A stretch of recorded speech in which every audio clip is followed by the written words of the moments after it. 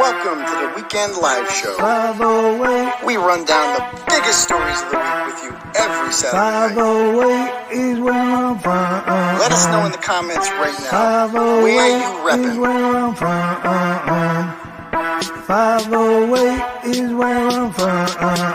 Marshfield, New Bedford, Brockton, Malden, Tucsonville, Manchester, Albuquerque's in Hampton, Hubbardston, Quincy, Hudson, Gardner, Hampton, Conway, New Hampshire, the Garden City, Agawam, Poison, Plymouth, Pittsburgh, Lake Titicaca, Los Angeles.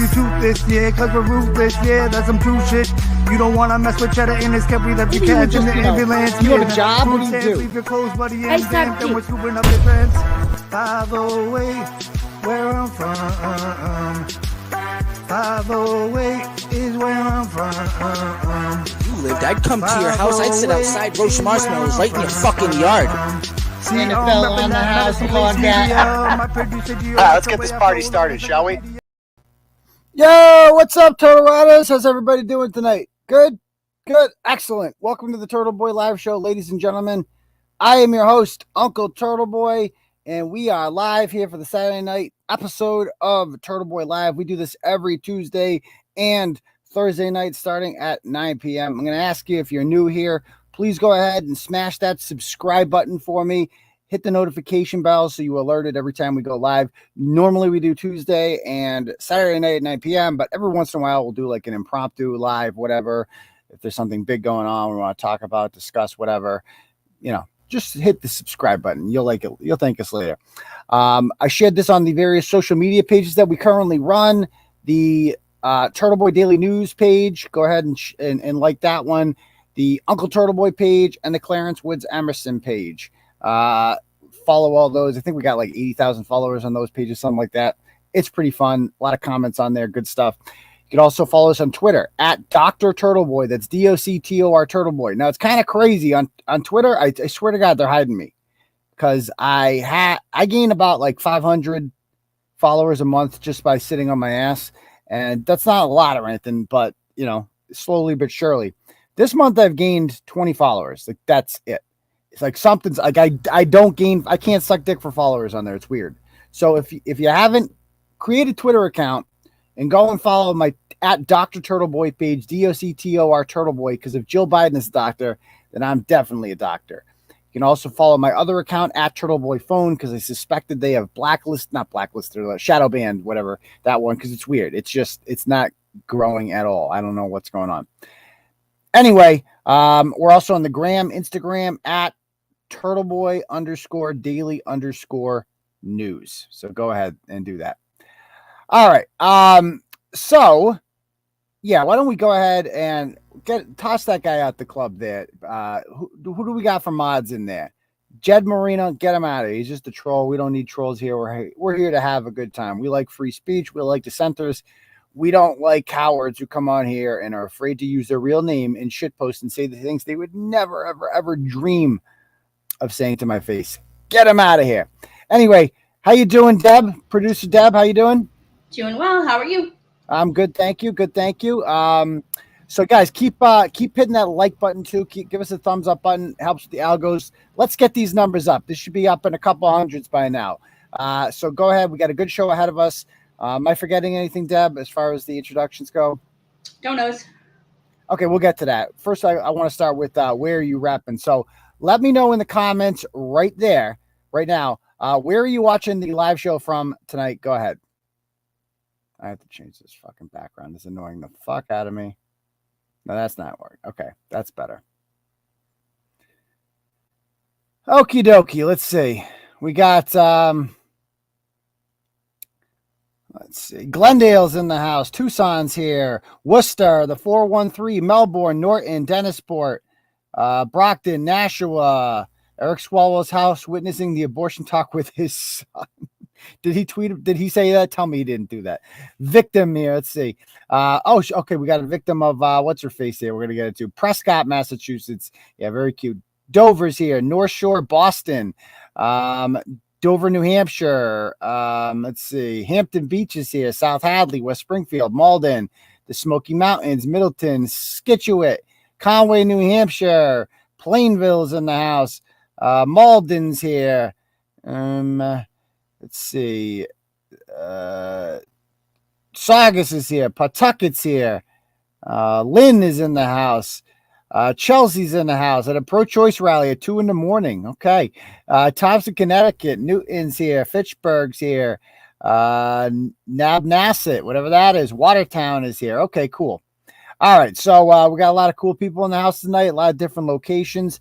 But before we get started, guys, let me just remind you all, if you like the work that we do here at Turtleboy Sports and you want to donate to us, unfortunately, YouTube took away our monetization aspects. We can't have commercials and we can't have the super chat thing either because we had the wrong opinions about one of Joe Biden's mandates about 10 months ago that we can't say. And we had the wrong opinions about that mandate. And now they took away your ability to tip us with the super chat thing. So if you'd like, we had to build our own. So we built a thing called Turtle Chat. If you like what we're doing here and you want to support the independent renegade journalism that we do here at Turtleboy Daily News, there is a link at the top to something we call Turtle Chat. You can click on that. You can donate whatever amount of money you want. And I should get a notification about this. I understand I will get an email notification about this. Now I understand the other day, I was not getting emails about this, so I tested it out beforehand, and it seemed to work fine. So again, how that works is you can donate whatever amount of money you want, and when you do that, you get to write a little message. Now, I would recommend having some fun with this personally. So like for instance, let me pull this up here. Here's one that we got last week from, who's this from? From Christoph. He says, Mega Mortis, I will not change my name to Prescott. It is Polakophobic to not be able to pronounce my name, but you can do whatever the hell you want here. You can call out anybody you want to call out. You can give a happy birthday to someone, right? You can do whatever the hell you want to do because it is your protect the crotch roots. There you go. So you can do whatever the hell you want to do because it is your Turtle Chat. You can write whatever the hell you want on there. Call somebody out that you don't like. Doesn't matter. Okay. What time is the bitch going to call in again? Well, oh, Shannon. Do you guys think Shannon's going to call in this episode? Shannon called in the other day. Let me ask Deb. Deb, do you think both days she did, remember? Yeah, she called in. We have this troll who calls my phone from a restricted number. Do you think I'm sure she's watching. What else is she doing? She'll call like 2 minutes before we're about to end the show, like usual. So if we'll see what happens. I have a hard time imagining she won't call my phone, but we'll see. If you guys would rather do the Cash App for the donos, my Cash App is $ Uncle Turtleboy. I will get a notification on my phone when that happens, and I will read off whatever, message that you send with your donut. Okay. All right, Deb. I think we're ready to get started here with the first story. Let's start with the one out of Melrose. Let's talk. Yeah, we got a lot of people here for that, I think. Oh, do we? Okay. Let's bring it up then. She's the new freestyle, she says, yeah. Okie dokie. So last week around this time, I started getting notifications in my inbox from people who were telling me that you got to watch this video, right? You got to watch this video of this woman. She spoke at a Melrose, it's like a city council meeting about this business owner in town named Katie Murphy, who had, raised a bunch of money for her husband because her husband, was ill with ALS at the time. He has since passed away, and she pocketed a lot of the money. Like that was the accusation. Now I said, "Where's the receipts?" And I went and I watched the video, and it was very moving. We're gonna watch some of it. It's a very moving video when you watch it. It's very sad, obviously, because this woman, lost the love of her life, the father of her son, and. But I'm a receipt guy, so I like receipts. Now, I could not get a hold of this woman. Okay. She didn't really want to talk because she's, I don't want to say scared, if that's the right word, but yeah, scared. Like she was like, initially when the video came out, she was happy to get it out there, happy to call this woman out or whatever. But after the video came out, apparently there were some threats coming in. I didn't see them, any of these threats, but that's what people are saying. So threats were rolling in. Now with me, you guys know, like I get threatened all the time, but like sometimes I forget for other people, this is a new thing and it can be shocking. Like when you get your first threats, like to me, I get threats all the time. I'm just immune to them. Like threats are just words on the internet at this point. They're just silly, stupid things. It's like, come do it, motherfucker. Now with this broad, I'm like, who the fuck does this bitch think she is? Meadow soprano? You're like a thick meadow soprano. That's what you are. You're going to threaten someone. And they're like, no. She has, I guess she has like a thug boyfriend. That's what they're saying. I never found out this individual's name. But, you know, there were some shit postings going on. So let's talk about this. Let's get into this. Let's explain the whole story. You can go back to the top, Deb. Let's check this chick out. Her name is Kaitlyn with a Y. Never trust a Kaitlyn with a Y. Murphy. She's lives in Medford, but apparently she grew up in Melrose. And she's like Miss... just broad. She's obnoxious. I watched a couple of videos of her. I couldn't stand it. So she owns this company called Madison Avenue. And if you go down on May of 2017, the Melrose Commission on Women, did you see that? They sell high-end fashion consignment. Okay, so to me, let me just say this whole consignment shit. I don't understand how this works exactly. So basically, they act as like a middleman. Like if you have a Coach bag that you want to sell. For some reason, I don't understand that either. Why you have Coach bags you want to sell? Like, don't you want to keep your Coach bag? Like, what do you lose your house or something? Why are you selling your Coach bag for? But apparently, if you have a Coach bag or a Gucci, whatever, and you want to get rid of it, you sell it to her. You have two options. You can either sell it to her and then she resells it and keeps the profit. And if you do that, you kind of get screwed because, you know, you want cash right away and, you know, you get a lower price. Or you give it to her and then she sells it for you. And you get, when it sells, then you get your dividend. You get your check and she takes her cut or whatever. I don't understand why. I don't get this. Like, so you bought an expensive bag and then you want her to resell it and keep a fraction of it. I don't understand how this works, but apparently it's a business model. Now, she did not open this store. This was not her creation. The store already existed before, and she moved it to downtown Melrose. I didn't realize Melrose was so happening. I didn't think it was. I thought Melrose was a town. I didn't realize it was a city. I guess they're moving up in the world, and apparently downtown Melrose is bumping, and her freaking shop is right in the middle of Melrose. Now, again, she did not create this shop. Another woman, her aunt, did. Something Cotton, Shauna Cotton, I think is her name. Don't hold me to that. But Cotton ends up selling her the business and she moves it to downtown Melrose. And I think 2018 or 2019 around there. And then COVID happens and that's not good for anyone. But again, a lot of her business is online. Like if you go on her page, you see that, Deb? How like a lot of them are like, go up. So you go to her page. Like when I go to a business page on Facebook, I'm used to seeing, you know, posts about whatever. Like her business page is like a yard sale page. You know what I mean, Deb? It's like, it's like when you go to a yard sale page, it's like you see a thing like Gucci bag or whatever. Yeah. Is that what is that? Is that Gucci? That's Gucci. Yeah. Okay, a Gucci bag, and you say in the comments. Maybe not.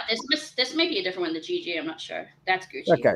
And they're like, how much is this? And they say, a Louis Vuitton. How much is this? And then that's how it works. So it's kind of bootleg.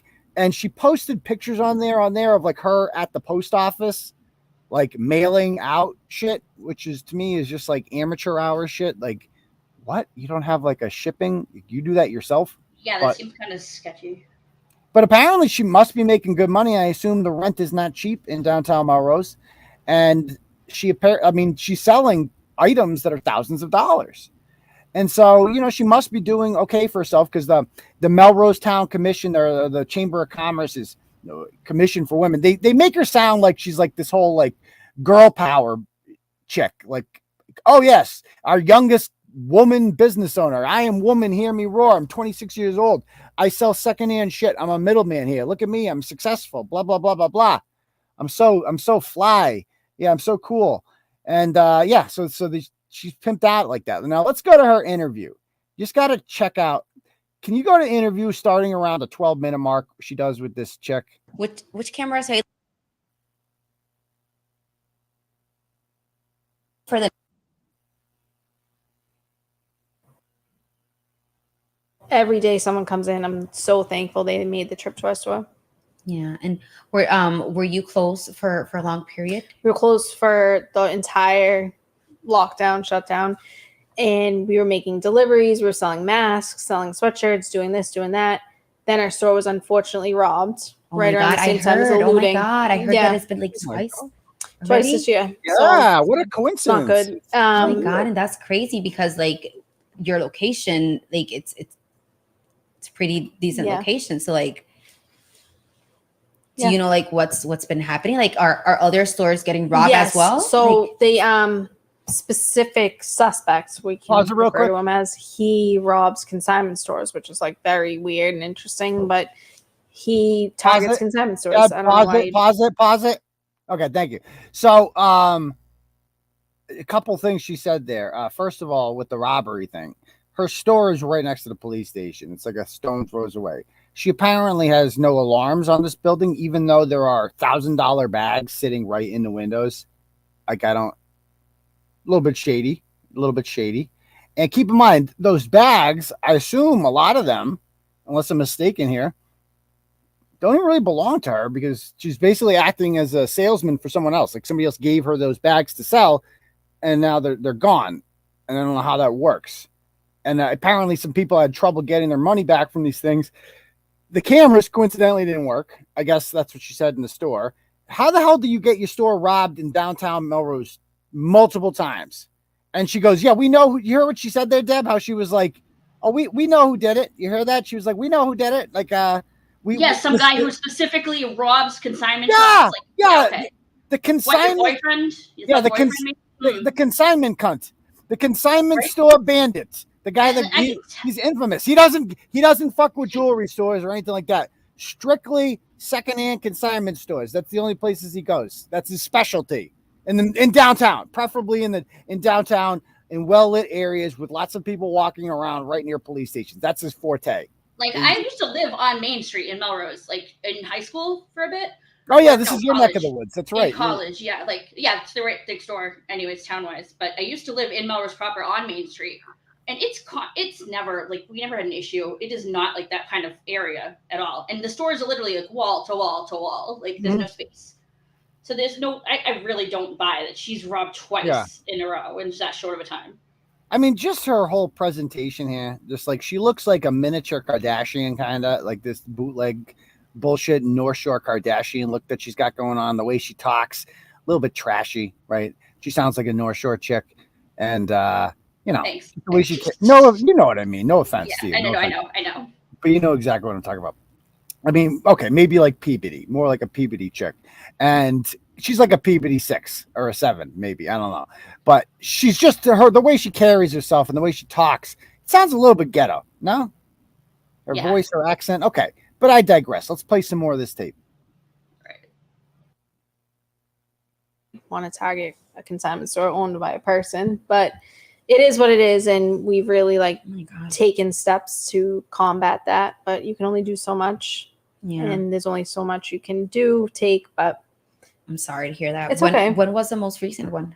3 weeks ago. Oh my God, I'm so sorry. Mm-hmm. Was it like a big loss? It was a lot of damage. Let's say that. I'm so sorry to hear it's okay. It's emotionally damaging. The store is physically damaged, but we rebound. We're survivors. Madison Avenue is a survivor. It's been through a lot. So wow. We're rolling.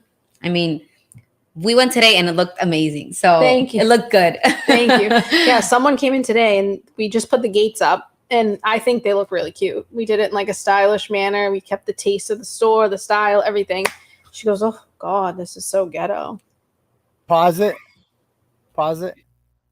She's like, oh, we put a gate up and it was so stylish. The gate we put up. Why didn't you have a gate up before? Like do you do anything? You've already been robbed, you said, and you did nothing. She's a survivor. Survived what? Somebody threw this. Okay, let's vote in the comments right now because I don't want to say anything libelous here. But again, this is my opinion. And in my opinion, I don't think there was a robber. I mean, that's just my opinion. So why don't we take a vote in the comments right now? Vote 1 if you think that her story is true. That she was legitimately robbed and didn't, has a general idea who did it or whatever, the consignment bandit. Vote 2 if you think this is some type of insurance scam. Go.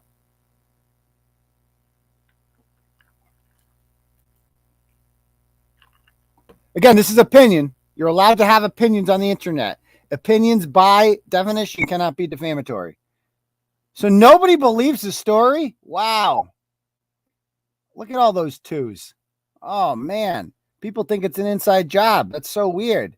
Wow, you can't trust this chick? That's so weird. She seems so trustworthy. Let's play some more, Deb. Oh my God. No way. Yep. That's how my day started. I'm sorry. No, it's okay. Oy. And I was like, you know what? When you have the best stuff in town, they all want it one way or another. Yeah. And again, like what you like, I may necessarily not like it, right? Cute, so like, don't you think? I thought that it looks cool. Okay, we can stop it. When you have the best stuff in town, everybody wants it. Oh, get over yourself. You're a raggedy bitch from fucking Medford. Stop it. We have the best. When you have the best stuff in town, everybody wants it. Yeah, you're just that hot shit, you know. Aaron says, I don't see how she could get a policy written without working security cameras. Maybe she didn't have, who knows? And if the insurance paid her out, she didn't have to scam peeps. That's true too. I don't know. We'll see. We'll see. Go. Let's carry on with the story. Okay, you can X out of this video. So there's the freaking store, right? Again, what, somebody threw a rock through the window, through the door, I guess. And she posts about it on Facebook, of course. You got some FUPA computer issues there, Deb? No. Okay, gotcha. Okay. So, go back up. Let's play the video of her grand opening here, just to show you kind of how stylish this chick really thinks she is. She thinks perfect. Never said I was perfect. And I'm putting it all on a prayer. No, I ain't perfect. Never said I was perfect. This ain't my finest hour. Might see my flaws today. My words are out of order. Maybe my drinks today. Emptying on my pockets till I don't feel a thing. This ain't my finest hour. This ain't my finest hour.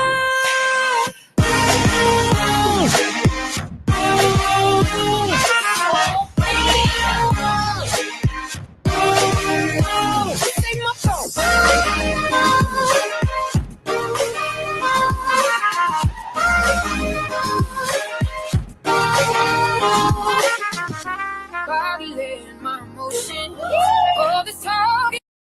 Okay. So that right there is why you can't give white trash people money. That's what they do with it. Like, it reminds me of Kevin Perry's. You guys remember Kevin Perry, the Worcester drug dealer who got caught like 5 years ago because he was buying up all these businesses and properties in town. It's him and his, wife there who ended up cheating on him the second that he went to jail. She actually went to jail herself for a little bit too. But they made this unbelievably tacky wedding video at like Newport. And it's just like, you could tell when white trash people act high class for the first time. That's what it looks like right there. They're not used to, that's the first time she throws on her cocktail dress there and they bust out the champagne and they're going to get a videographer there and do hair and all this shit. It's like, bitch, you're in Melrose. Stop it. Okay. Stop it. This is not Manhattan. You're in goddamn the North Shore. Chill out. I know everybody wants to be you and everybody wants what you have because you're hot shit, obviously. But relax there, thick meadow soprano. So it goes on. Let's see what else she's posting here.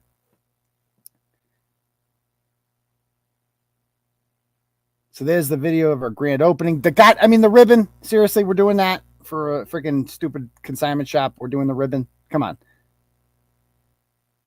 The kiss on the cheeks. Okay. So here we go. Let's stop it here. So, all right. So this is where it gets interesting. So around 2019, a gentleman, I don't want to fuck up his last name.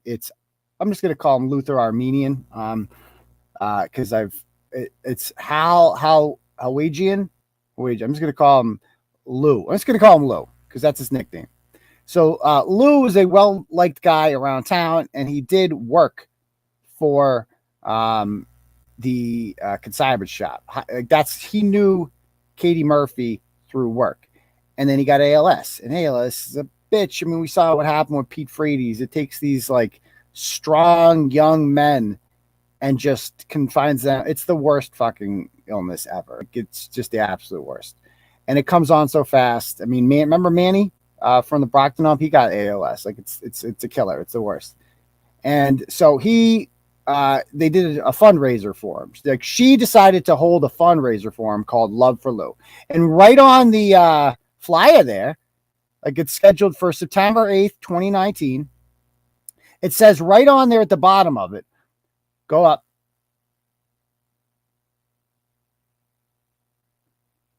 Keep going.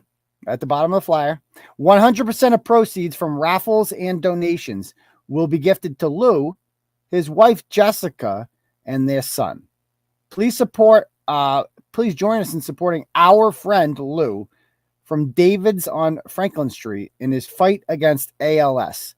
So it just so happens that this date is the day of this Victorian fair something in Melrose. I'd never heard of it before. It's a huge event though. Like the streets get shut down, they're packed, and this is the day you're going to get the most street traffic in.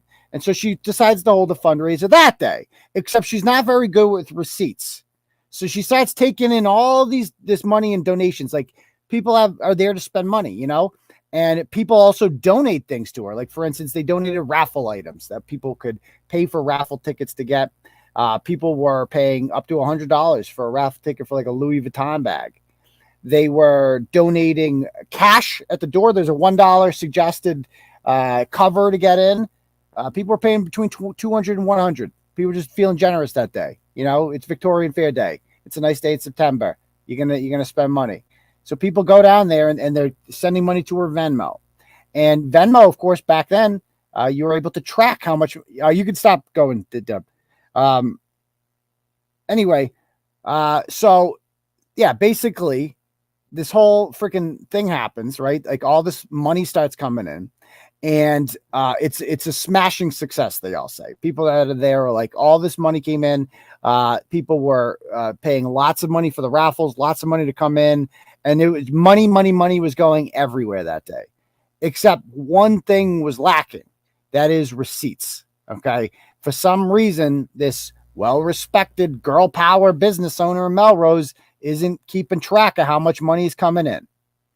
And 2 months after the event happens, Lou lost his battle with ALS. He left behind a widow and a young boy who, and I'm sure they miss their father very much. I'm sure this is extremely hard for them to deal with. I couldn't imagine. But then there's the financial aspect of it. You know, besides the emotional aspects of a death are hard enough. Never mind the financial aspects of it. And apparently, the family, they needed this money, and they could have used it in his last couple months of life. But the event was in September. Now, if you were running an event like this, right, and you raised all this money, who do you think should the family track down the business to get the money, or should the business track down the family? No, the business should be tracking down the family. If she made the fundraiser without even consulting them, right? Unsolicited. That right there is ballsy. That right there is kind of tells me everything. That you started a fundraiser without asking the wife at all, and they saw these. I guess they didn't tell him either, and they saw them online. They're like, oh, well, okay, well that's if you're going to raise money for us, we accept, obviously. But it's rather presumptuous of them to just say, okay, well, yeah, we can assume that this is going to, it's going to be accepted. They want this. And there's just no oversight at all with this. None, it seems like. No. So, yeah. So, so basically they get free advertising from the Chamber of Commerce because the Chamber puts on this event. And according to Jessica, the widow, she wanted to get the money and Katie just never called. And so she had to call her up and she wasn't getting it.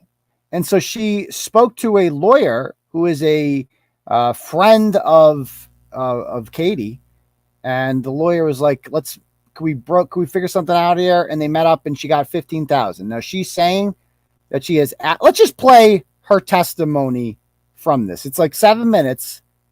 Well, let's play her testimony from this. No, go down, because remember we clipped the whole thing. There we go, right there.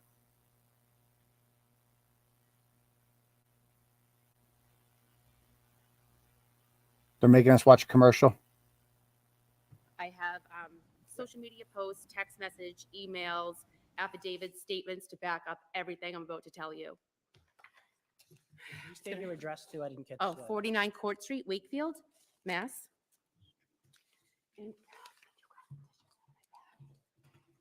Okay, and I apologize if I get emotional, but what Katie Murphy did to my family is horrific. Okay, I met Katie Murphy on September 8th, 2019, where she hosted an unsolicited fundraiser in honor of my husband, which 100% of the proceeds were to benefit my family. My husband, Luther Halwadjian, was fighting a battle against ALS at the time. He knew Katie because he did repairs on merchandise Katie sold on consignment. We learned of this event when we saw Katie's Facebook post for the Love for Lou fundraiser. My husband was so grateful Katie organized this event in his honor. Katie started collecting donations via Venmo before the event even happened. I attended the Love for Lou fundraiser along with many of my friends and family, which was held on Melrose Victorian Parade Day. The event appeared to have an overwhelming response. People were coming in off the crowded streets, paying a cover at the door to come inside to buy raffle tickets for items donated by various businesses. A close friend of my husband, Jim Dobbs, had traveled several hours to attend the event. He brought with him multiple pairs of shoes to be raffled off. Katie took the shoes and said, "These will do much better on consignment," and placed the items downstairs. Jim is a modest man, and it was a very generous donation for him to give. We never heard anything else. Pause it real quick. Whether So this guy donated shoes, presumably to be like raffled off in the proceeds. She's like, "No, I'll just keep these. I'm just going to keep these. That's what I'm going to do. I'm going to put down. I'll sell them another time." What? And people are asking, he does repairs. That's what consignment is, I believe, Deb, right? That's what consignment is, right? Like they just take something and they fix it or they add to it or whatever. Well, they'll resell it, but they make it like refurbished, like refurbished. Like, yeah. So that's like, it's like, adding leather seats to your car or some shit. Like it's, right. Same idea. Okay. So let's play some more. They were sold or not, and Jim never received his items back. They were valued at $1,040. On November 6, 2019, my sister-in-law, Rita Chakijian, reached out to Katie via text about receiving the money that was raised. In these messages, Katie states that she hasn't been able to pay us for tax reasons due to the alleged robberies at her store. She goes on to say that over $8,000 went into Venmo in one day alone. Then she says $3,000 in cash was raised that we could have immediately. Pause it. We never saw any cash. So she's saying there that enough with the I was robbed shit. Okay, stop it. You were robbed. So that she's not only is she saying she's robbed, and even if it was an insurance scam or whatever, it's also a useful thing to bring up not to pay your bills. And she does that a lot on her like Venmo, on her Google reviews. She has horrible Google reviews. And on there, it's like everything she responds real sassy. Like she's like, "Well, we were robbed and COVID and we're in a pandemic," and she knows all the right things to say. So carry on. I have statements from my friends and family of the cash they spent that day, and it equaled $5,735. There were also many people I didn't know that I saw paying at the door and buying raffles in cash. Katie also stated there were 5 to 6 checks, one being from Susan Tavilla for the amount of $5,000. There was another check I was able to recover for the amount of $30, still leaving 3 to 4 checks that never were accounted for. Katie claims the event raised $15,284, but this number does not match what Katie previously stated. The amount that I can prove is $18,765. This is with missing checks, missing Venmo transactions, and missing cash. Pause it right there. I then reached out to. So she's saying that, okay, so Katie says again, the lack of receipts here is just unacceptable. You can't have thousands and thousands of dollars. And what kind of business person are you? You have that kind of cash rolling into you, knowing that none of this actually belongs to you. And you're just not keeping track of any of it. Nothing. And so she's doing the math in her head. She's seeing all this money coming in, and she's like, 15,000. That seems like it should be more than that. And so she starts talking to people and getting the affidavits there. And they're all like, she has all these people swear, like, I gave this much money in cash. And again, there's no receipts. So you just have signed affidavits. And she must have taken a long time to put this all together. And to me, it's not as strong as an actual receipt, obviously, but it's pretty strong. Like an affidavit, like, why would they lie about that? Like, I paid this much money in cash. And she's like adding it all up. And she's like, well, all of these sworn statements and stuff add up to 18,000. And you said 15. And that doesn't even count all the Venmo things, which they estimated at 8,000, and then more in the checks and all the cash. It's just like, she's going to estimate 30,000. The other woman next door, Lindsay, I think she said over 25. So it's whatever it is, ultimately the number is on her to have the exact number. Like, it's unacceptable to have all this cash coming in and not have a number. It's unacceptable not to pay this person the day after the event ends, to have her chasing you down, and then you blame a goddamn thing. Because, by the way, you're using his name, right, to bring in all of this business. These people, a lot of people would not have stepped foot in your store were it not for this well-liked man with ALS. You used him. To draw people to your business. And then you exploited the family's grief, right? You used that and you made them think that you were their friend.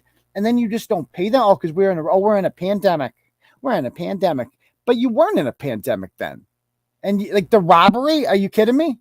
How does this woman even do her sales taxes? I don't know. I don't know how any of this works. The whole thing seems bootleg. So let's play some more. To many of the donors to find out if their prizes were ever redeemed. The only winners I could find were her best friend, Danielle Mazzoni, and her boyfriend's sister, Gia Garino.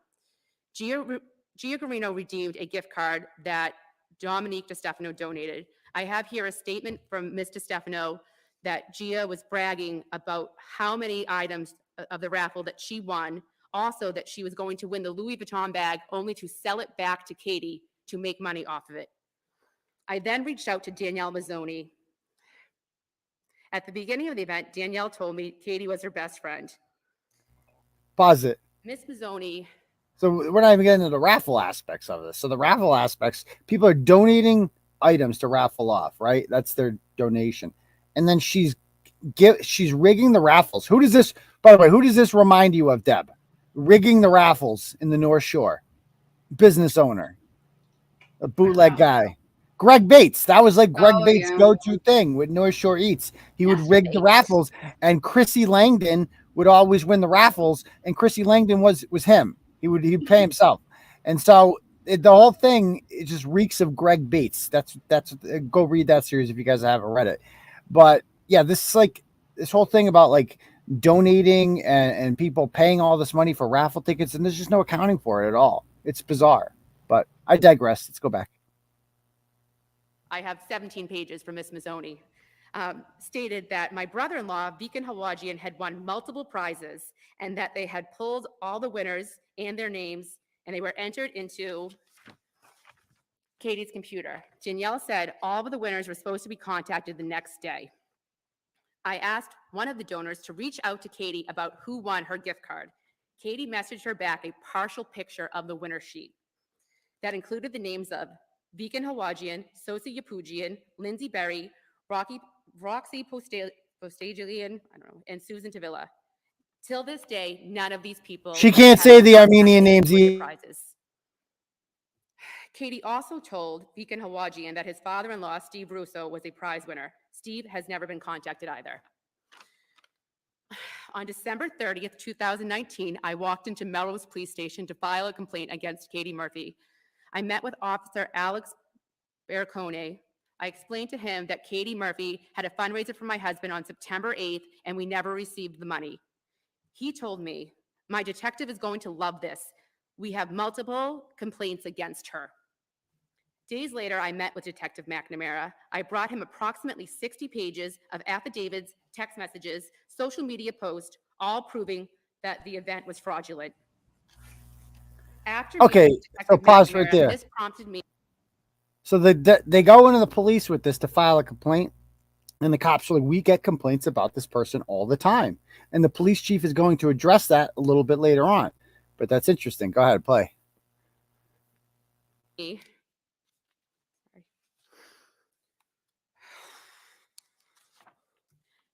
To reach out to a woman named Trish Tremblay, an attorney with an office in Melrose. Katie and Trish claim to be related, which is not true, but they were together often. Trish was one of the people collecting cash at the door that day. On January 10th, 2020, I called Trish to tell her about the unimaginable crime Katie had committed against my family. In response, she started complaining to me that she was a winner of a raffle, another friend of Katie's, of a basket of makeup that she claimed to be used. I tried explaining to Trish that I had nothing to do with the items raffled and that I believed that Katie had stolen upwards of $30,000 from my family, and she was comparing this to a used eyeliner. She then said to me, "Will you drop the whole thing if I make this right?" I had made this phone call on speakerphone. I have a statement from a Miss Catherine O'Shea who heard every word Trish said. The following Monday, Trish accompanied Katie to Melrose Police Station with a cashier's check dated January 13th, 2020 for $15,284.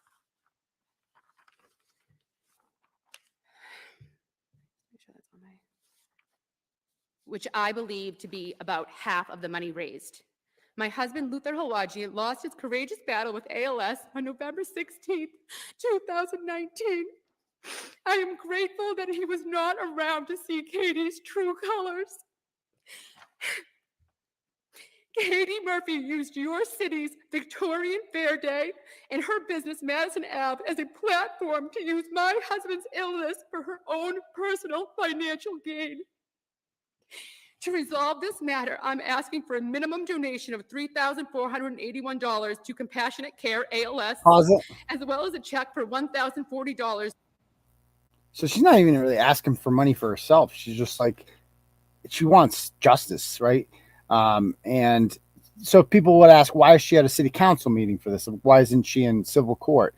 It's like, well, this is the city council gives the licensing for this. So they're the ones who decide who gets to have businesses in town.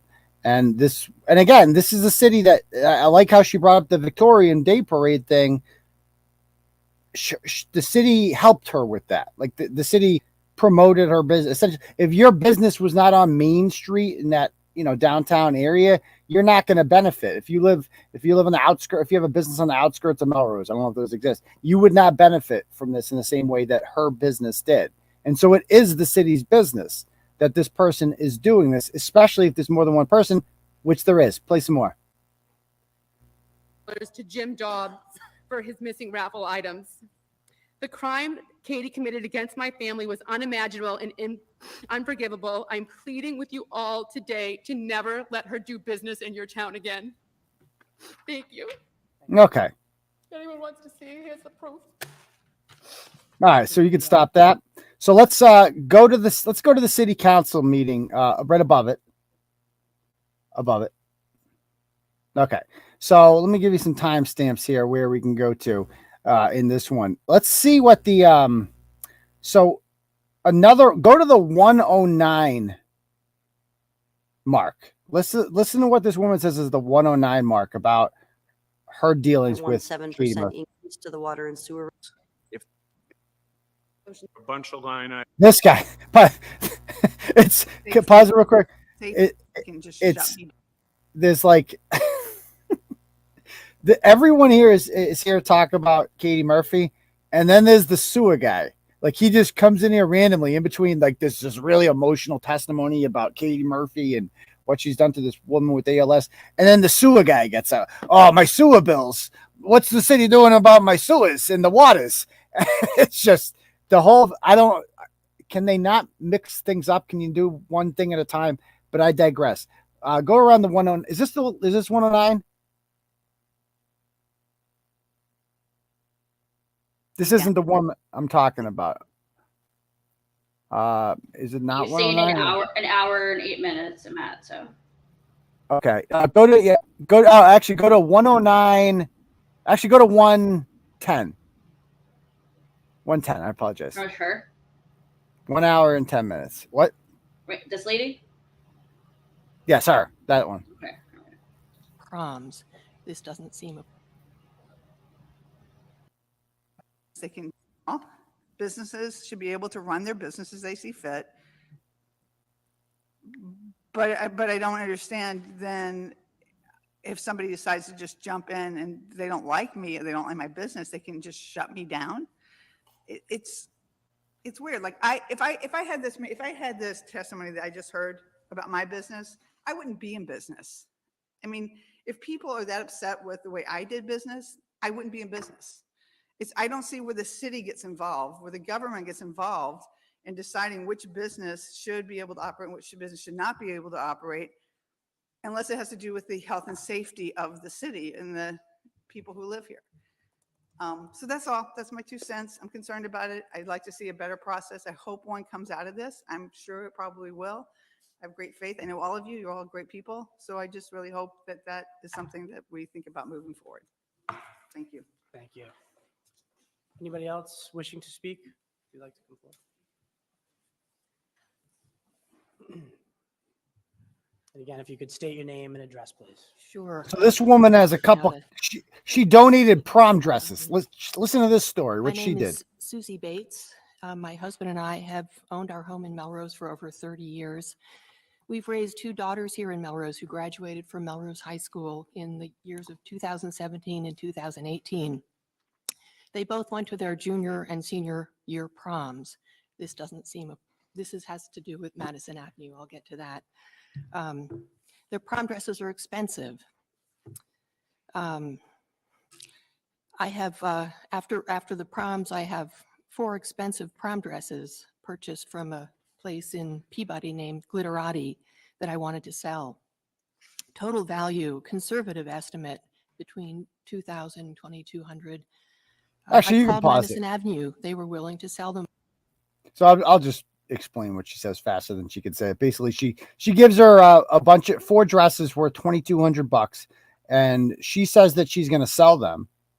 And then, again, she doesn't call, and so this woman gets cancer, and so then she has to go to like she's dealing with cancer treatment, right? So that's kind of she doesn't focus on the dresses. So she doesn't call. And then she's all better. And then 8 months have passed. She goes into the store and she basically says, like, where's my dress? Like, where's the money from them? And she has no receipt for them. And when earlier on they specifically said, like, well, we don't do receipts. That's not how we do it, was what the employee told her, because they don't do receipts in this business for some reason. She didn't hear from her. And when she finally went in, Katie allegedly told her that the dresses were no longer hers and that the woman owed her money for storage fees, which is, again, quite ballsy on this woman. Quite ballsy. And she also alleged that this woman alleged that when she raised her voice, which I can't imagine that woman raising her voice the way she speaks, and accused Katie of stealing from her, Katie told her, quote, everything you're saying is being recorded, which is so weird because when she's robbed, nothing ever gets recorded. That's so weird how that just happens like that. That's so odd. The Melrose police chief also testifies at some point in this that at least 5 people have made official complaints with the city of Melrose police department of fraud against Katie Murphy. So that's what they meant by, like, yeah, we get these all the time. So over 5 people have fraud. Now they ask him, like, so what has happened to this? He's like, well, we refer them to the district attorney's office. And we saw with that story a month ago out of Barnstable with Colonel Christopher Mason's son there, Reed, how these things get lost, these criminal complaints get lost between the district attorney and the local police department. And the Melrose police did their job, and they referred it to the district attorney's office. Marion Ryan's office did nothing with it. This is Middlesex County, because again, Marion Ryan was a little bit busy dealing with Monica Cannon Grant in Hopkinton. Don't you love how these stories overlap in Hopkinton? And with the fake lynching story, we all remember that one. And so somehow nothing's done. Nothing's done. 5 people file complaints of fraud. And so then Katie's attorney gets up there. And Katie, I mean, for a bootleg Kardashian, you'd think she'd comb her hair or something before coming in. Let's go to the one. When does this guy start talking? Around 118. A bunch Play of that. that line, that comment. Motion to close the hearing. Second. Motion to close the hearing made by Councilor Gregory. For this to applicant Kaitlyn Murphy. This is good. No, that's good. Immediate That was good. consideration on order 20. Consignment shop in downtown Melrose called Madison Avenue. I mean, look at her. Katie's here because my alone debt. Look at her hair. I just gonna say that, like, damn, like. I thought she was fly. I thought that was her thing. Like, I'm so sexy and shit. Look at me. I'm a thick mezzo soprano. Shut down her business. She's been out of business for approximately 6 weeks. I am here as her attorney because I believe that is she high? Fairly aligned. Look at her. Look at her eyes. Standard. I'm here to tell you. By an ALS not a victim's witch, widow? but unfortunately, from what I've heard, not just this evening, but since I was first asked to represent Katie a little over a week ago, Oh, I have heard scurrilous comments about her personally and Oh, about no. a business that has thrived at this Oh. location by its first owners, owned by her aunt for 11 years, and Katie has owned the business and operated the business since January of 2017. so pause it. I feel like Congratulations. Oh, it's a thriving business that we did nothing to create, that her aunt made, and then she took over. But it's thriving. It's thriving now that she owns it. Which, by the way, we're gonna get she had to pay her aunt $20,000. That's a different story. Go ahead, play some more. A disadvantage as an attorney. I've been doing this for 40 years, and I've represented a lot of business people in this town. I've represented contractors, auto mechanics, auto body dealers, landlords, restaurants, auto dealers, a lot of professional business as well in this town and elsewhere. And when my clients have a problem with customers, and even lawyers have problems with customers, we call them clients. Oh, We yeah. don't have to, we don't get a cease and desist letter saying, stop your business. And we aren't summoned to City Hall, although we're happy to be here because we understand that there is a secondhand dealer license involved. For $125, she can get a secondhand dealer license. I didn't even know there was an ordinance on the books for this, and I've been doing this for 40 years.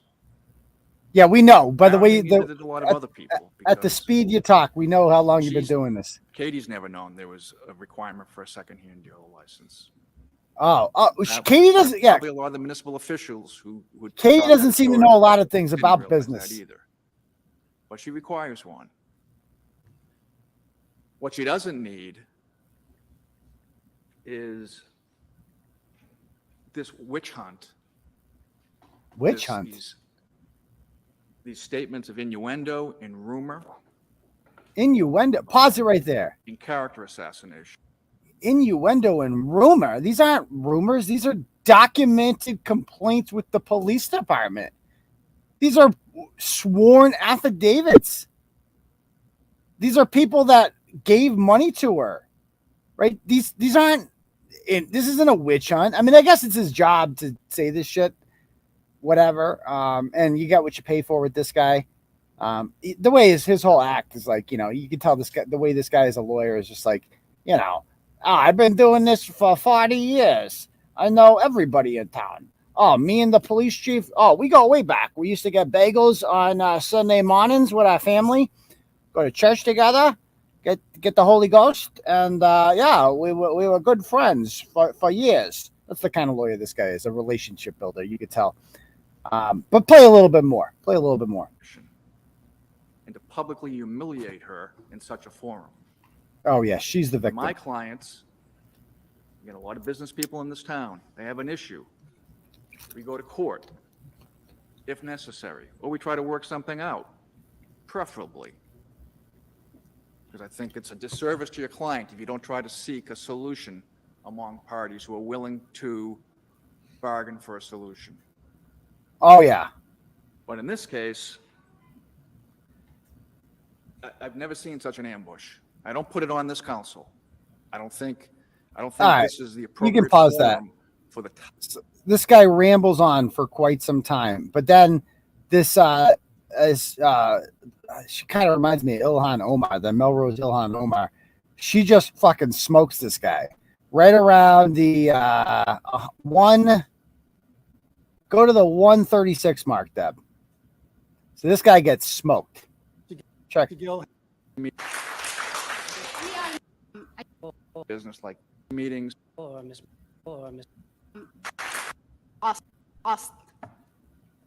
back. Oh, yeah.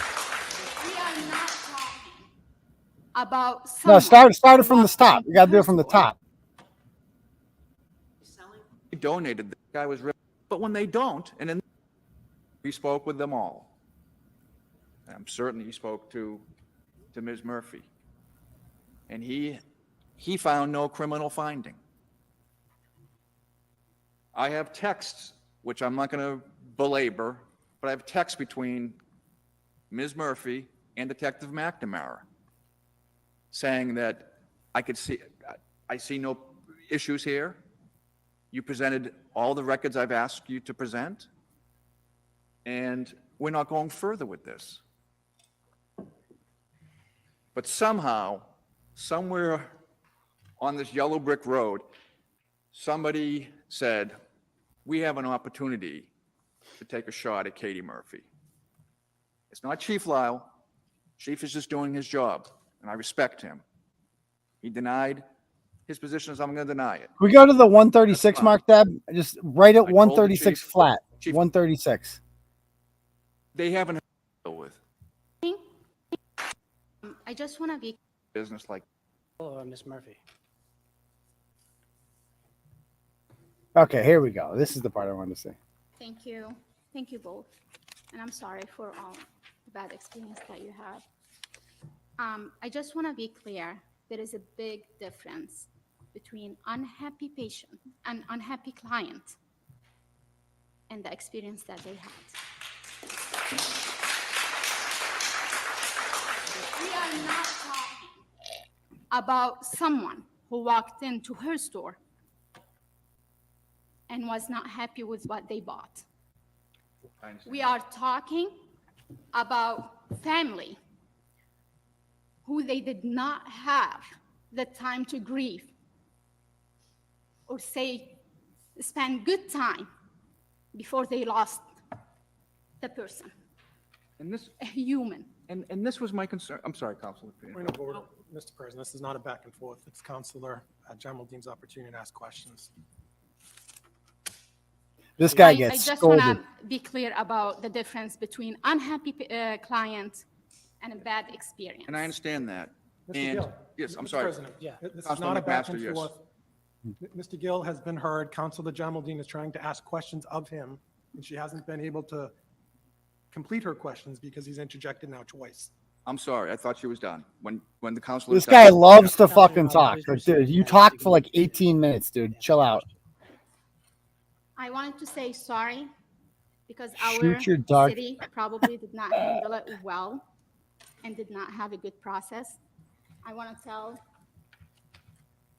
I want to tell you that we heard all good experiences about your business, and please don't worry and don't have this thought about us not supporting. Okay, we can stop there. Okay, I thought she smoked him a little bit more, but this moves rather slowly for a show. Okay, so you can X out of that. So now all of a sudden, after this video starts making the rounds again, I got sent this on Saturday and Sunday last week, and I wanted to do some research. I go to watch the video, somebody clipped it on YouTube, and it was just gone on Monday, and I'm like, what the hell? And it's on the site, and I'm like, well, why did it go down? So I'm like, okay. I know some people. I get a hold of this woman, and she doesn't want to talk. And why doesn't she want to talk? Well, she's all worried. And they said, well, you spoke at a public meeting. You know what? I get why I get it. Like, this is hard for you, right? Totally get it. Now, what is she worried about? Well, there's this account called Andy K. Did you see this post there, Deb? The Andy K post, is that on there? I think it's here, isn't it? Yeah, right here. Okay, let's go to that. All right. So this gets brought up. Let me read this to you. All of a sudden, this appears on, I don't know, it looks like a Google review. It says, Madison Ave is great. Not only am I a customer there, I had been a friend of the man Luther, whose wife is spewing lies all over the internet about Madison Ave and its owners. Jess is a constant liar. She is in bad financial standing, and she's trying to extort money from people. I'm not even going to read about the next part because it's horrible. She, in fact, received all the money from Madison Ave and blew through every dime. Extortion is not the way to go, Jess. Picture below are two scam artists trying to hurt other people. So who do you think? Who do you think Andy K is? Pretty sure that's Katie. Yeah, I'm just gonna. That would be my first guess. Right? Throw it on there. That would be my first guess. Is that Andy K is Katie Murphy? That's my guess, and I don't know that. That's my opinion, not a fact.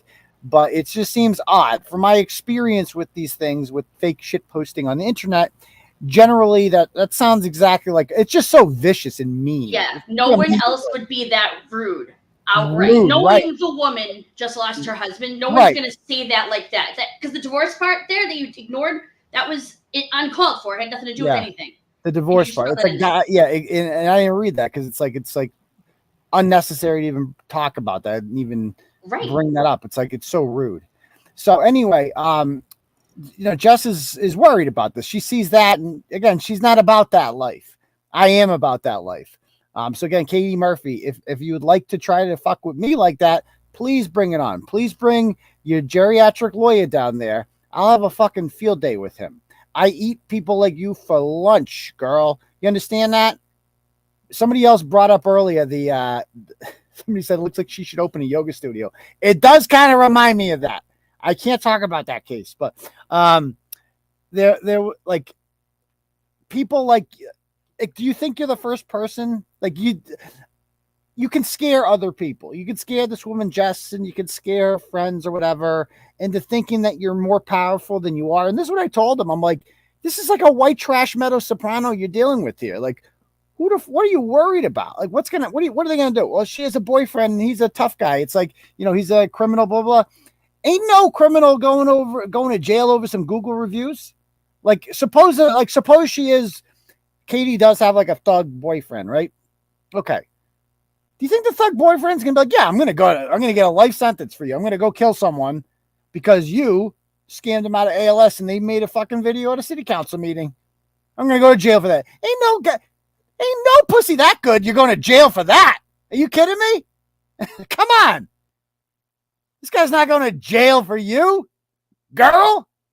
You nasty freaking North Shore slam pig. Oh.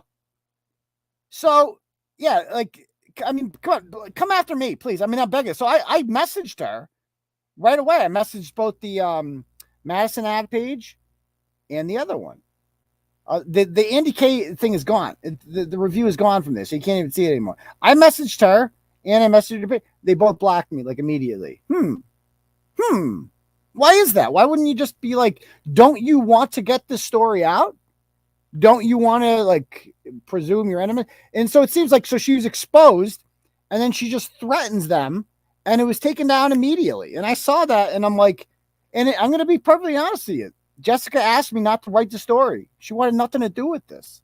She's all worried. And I go, I'm like, no, all due respect. It's like, I can write about whatever I want to write about. Like this happened at a public meeting.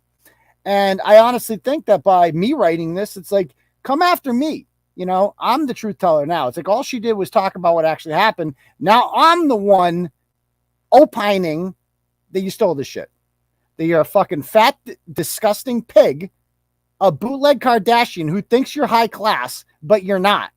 You're just a ratchet pig from Medford. That's all you'll ever fucking be. You can't even afford to live in Melrose. You just work there and own a business. You didn't open a business. You bought it off of someone else. And did you even pay for it? We'll get to that in a moment. Let's go down. Let's scroll down to the corporations division here. So she currently has a tax lien against her business, which I couldn't see the exact amount in it, but I'm told it's $125,000. So that would be a lot. That would be a lot. I don't know how you have a lien that much. She probably has never ever paid taxes since she got the business. Not ever. That's a good point, because if there's no receipts of the cash. Right. That's what people are asking in the comments. How the hell are you going to even report that shit if you don't So have receipts? maybe that explains the tax lien. And again, this is some of those counselors were like, well, is this the city's business to be doing? It is the city's business, because this person is doing business in your town and they're scamming people who live in your town. Yeah, that is your business, and you should be doing something about this. I mean, if this chick wants to play, I'll go down there. It's like, you can block me all you want. I'll come to your store. You're not going to stop. I'll go shop in there. I will. I might be in the market for I'm right here. Yeah. I wish I had something expensive, because I would totally go and see if she'd sell it for me and see what the fuck she tried to do. How much can you sell my gavel for? Right. It's a Gucci gavel. Okay. Valued at, I got it for $550 on eBay. But I digress. Let's go back to her scams here, because she's got more scams. So her aunt, Joanne Cotton, brought her to court in, I believe, 2020. Yeah, 2020. And she got a judgment of $20,134.92 against her. So cool business owner you get. So the woman, I don't know the details of that, but you got the business from your aunt, and somehow you didn't pay her 20 grand, and your own blood had to bring you to court and won to get 20 grand out of you. And she won. So that's normal. She also owes money to a place out of Revere called Action Emergency Management Services in 2019. God knows what that was. She has another $1,000 judgment against her for a Capital One bank, and then had a KPS out for her arrest, which just reeks of, not arrest, but a KPS out for her, which just reeks to me of ratchet. If you have court dates and defaults, you're ratchet as shit. That is a ratchet thing to do. Just not show up to court. That's what happens to deadbeats all the time. Anyway, if you look at her Google reviews, go down and read her all of her Better Business Bureau reviews and her Google reviews and her Facebook reviews. I mean, it's insane. All of them are saying the same shit. Look at all these. They're horrible. All of these are just and they're similar stories to the one that Jessica just told, right?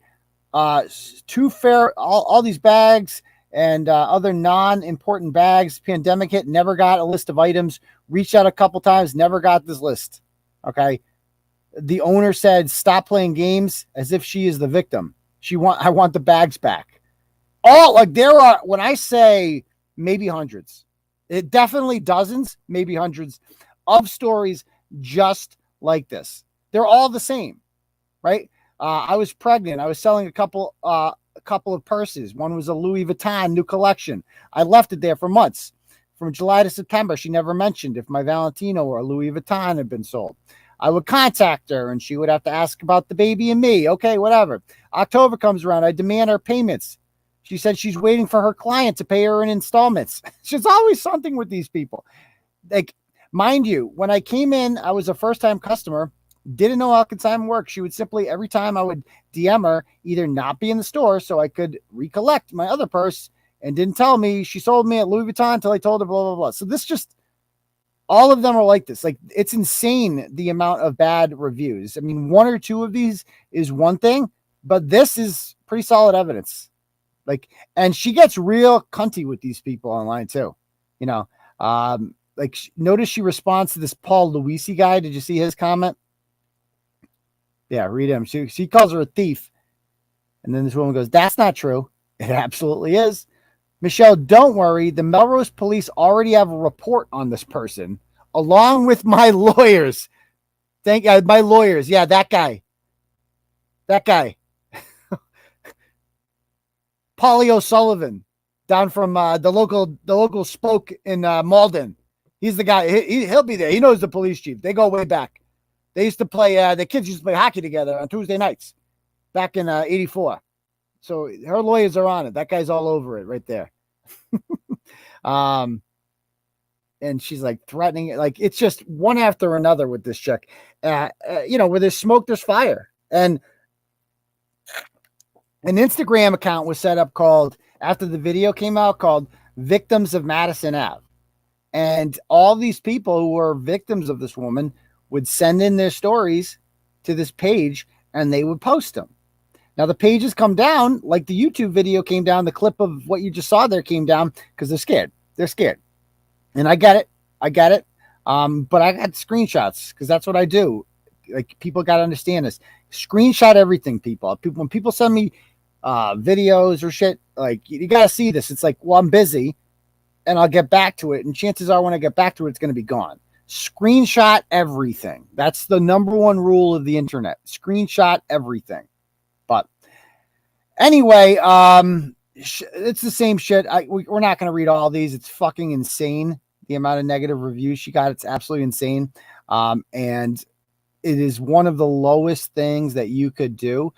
They have referred, like, she has called Maura Healey's office, the Attorney General's office. And like I said, spoiler alert, they didn't do shit.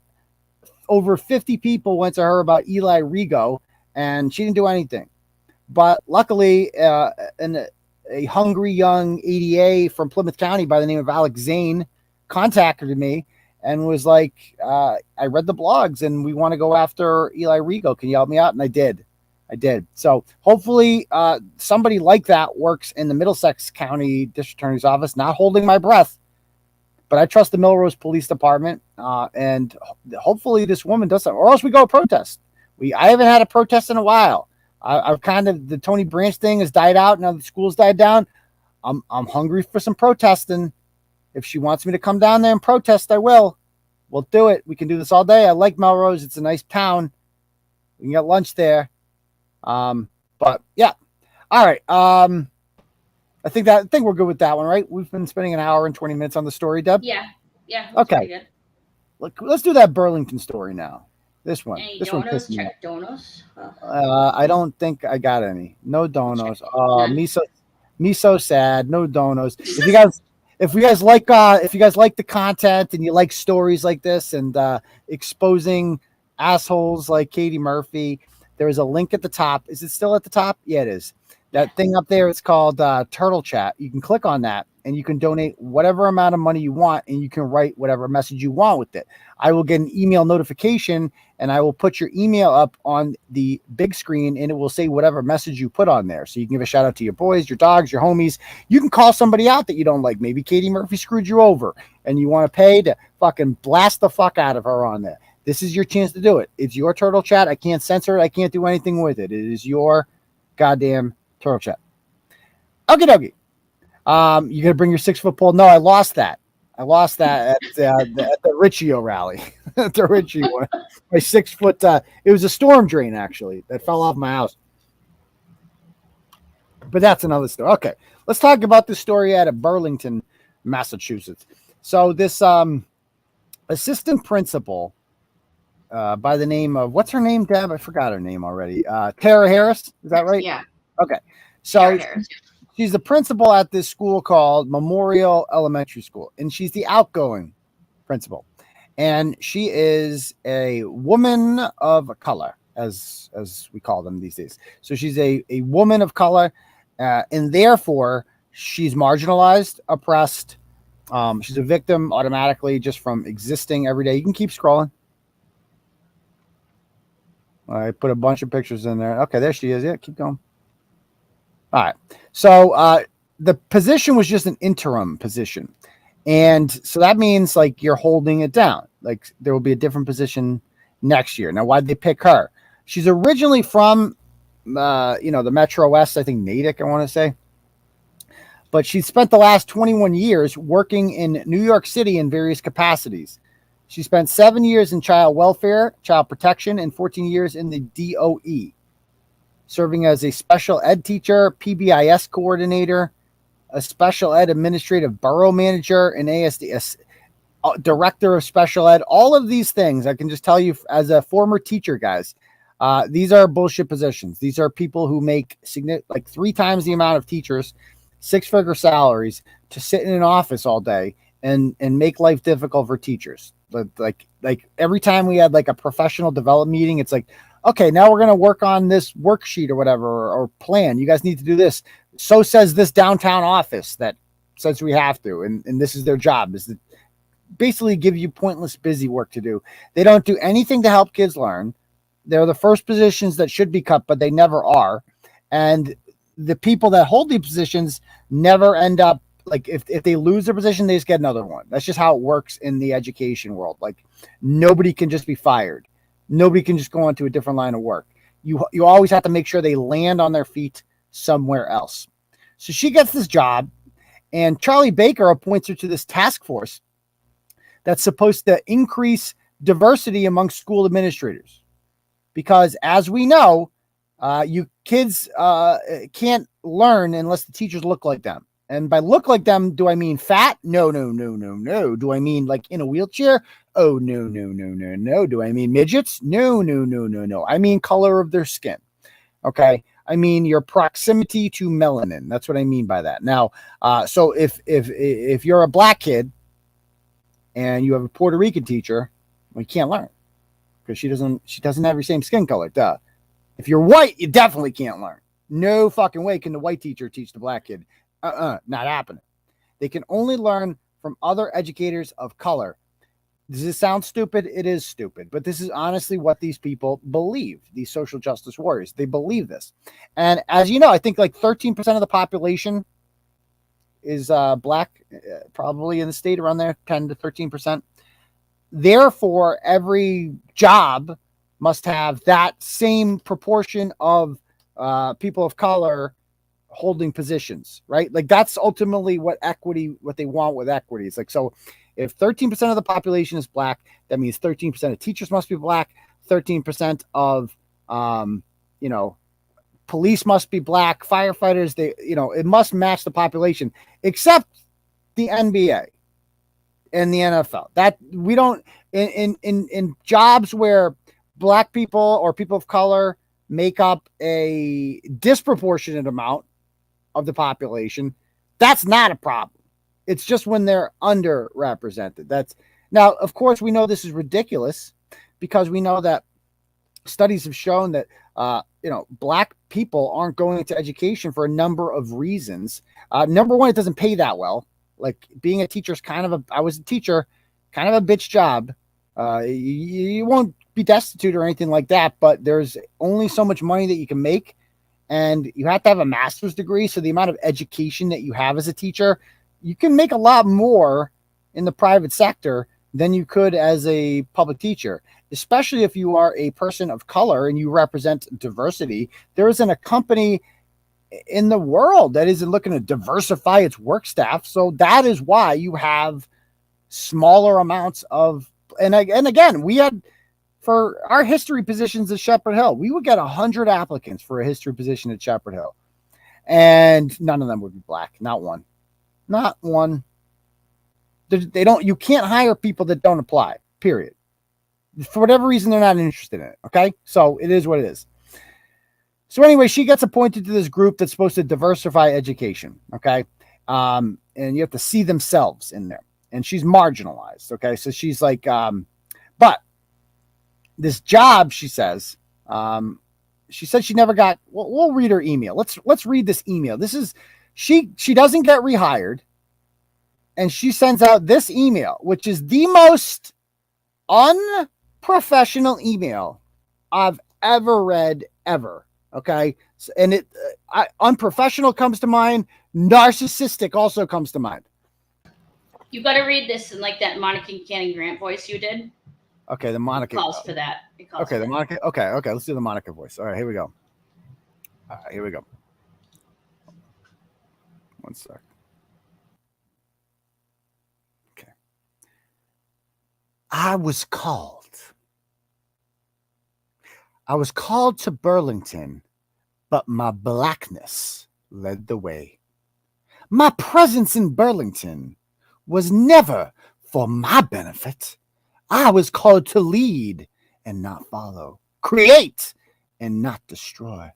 I was called to Burlington to stir up discomfort in some and trigger healing in others. I was called to Burlington to elevate the voices of the unheard and underappreciated.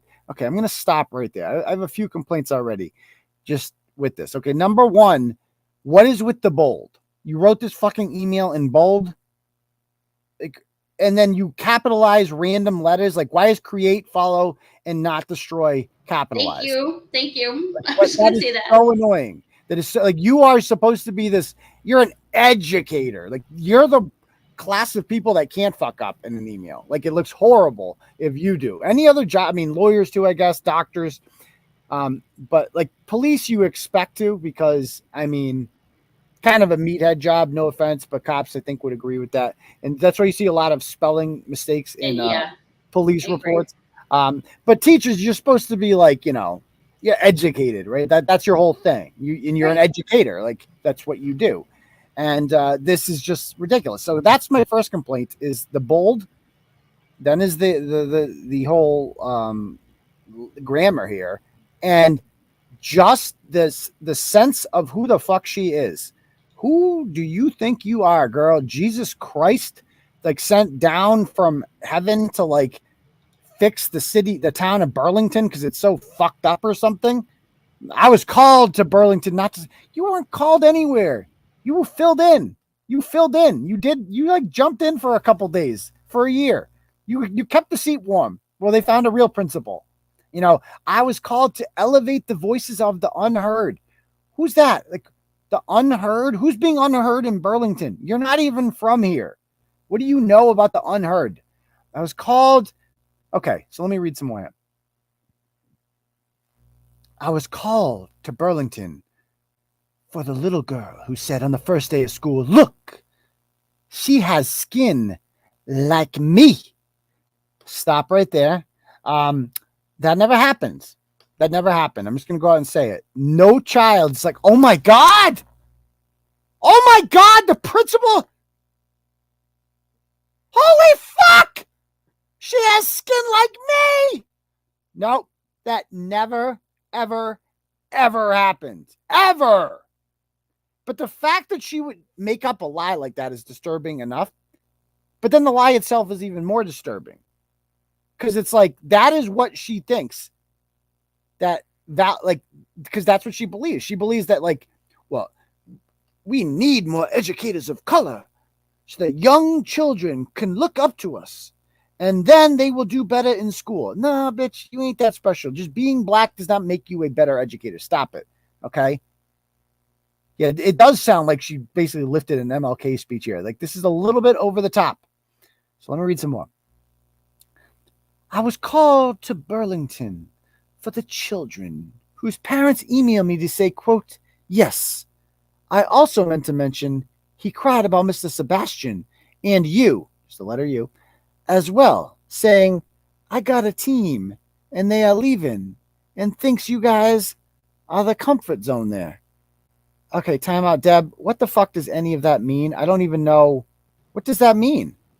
Yeah, right. I have no idea. What did I just read? Yes. So the grammar here. Yes. Yeah.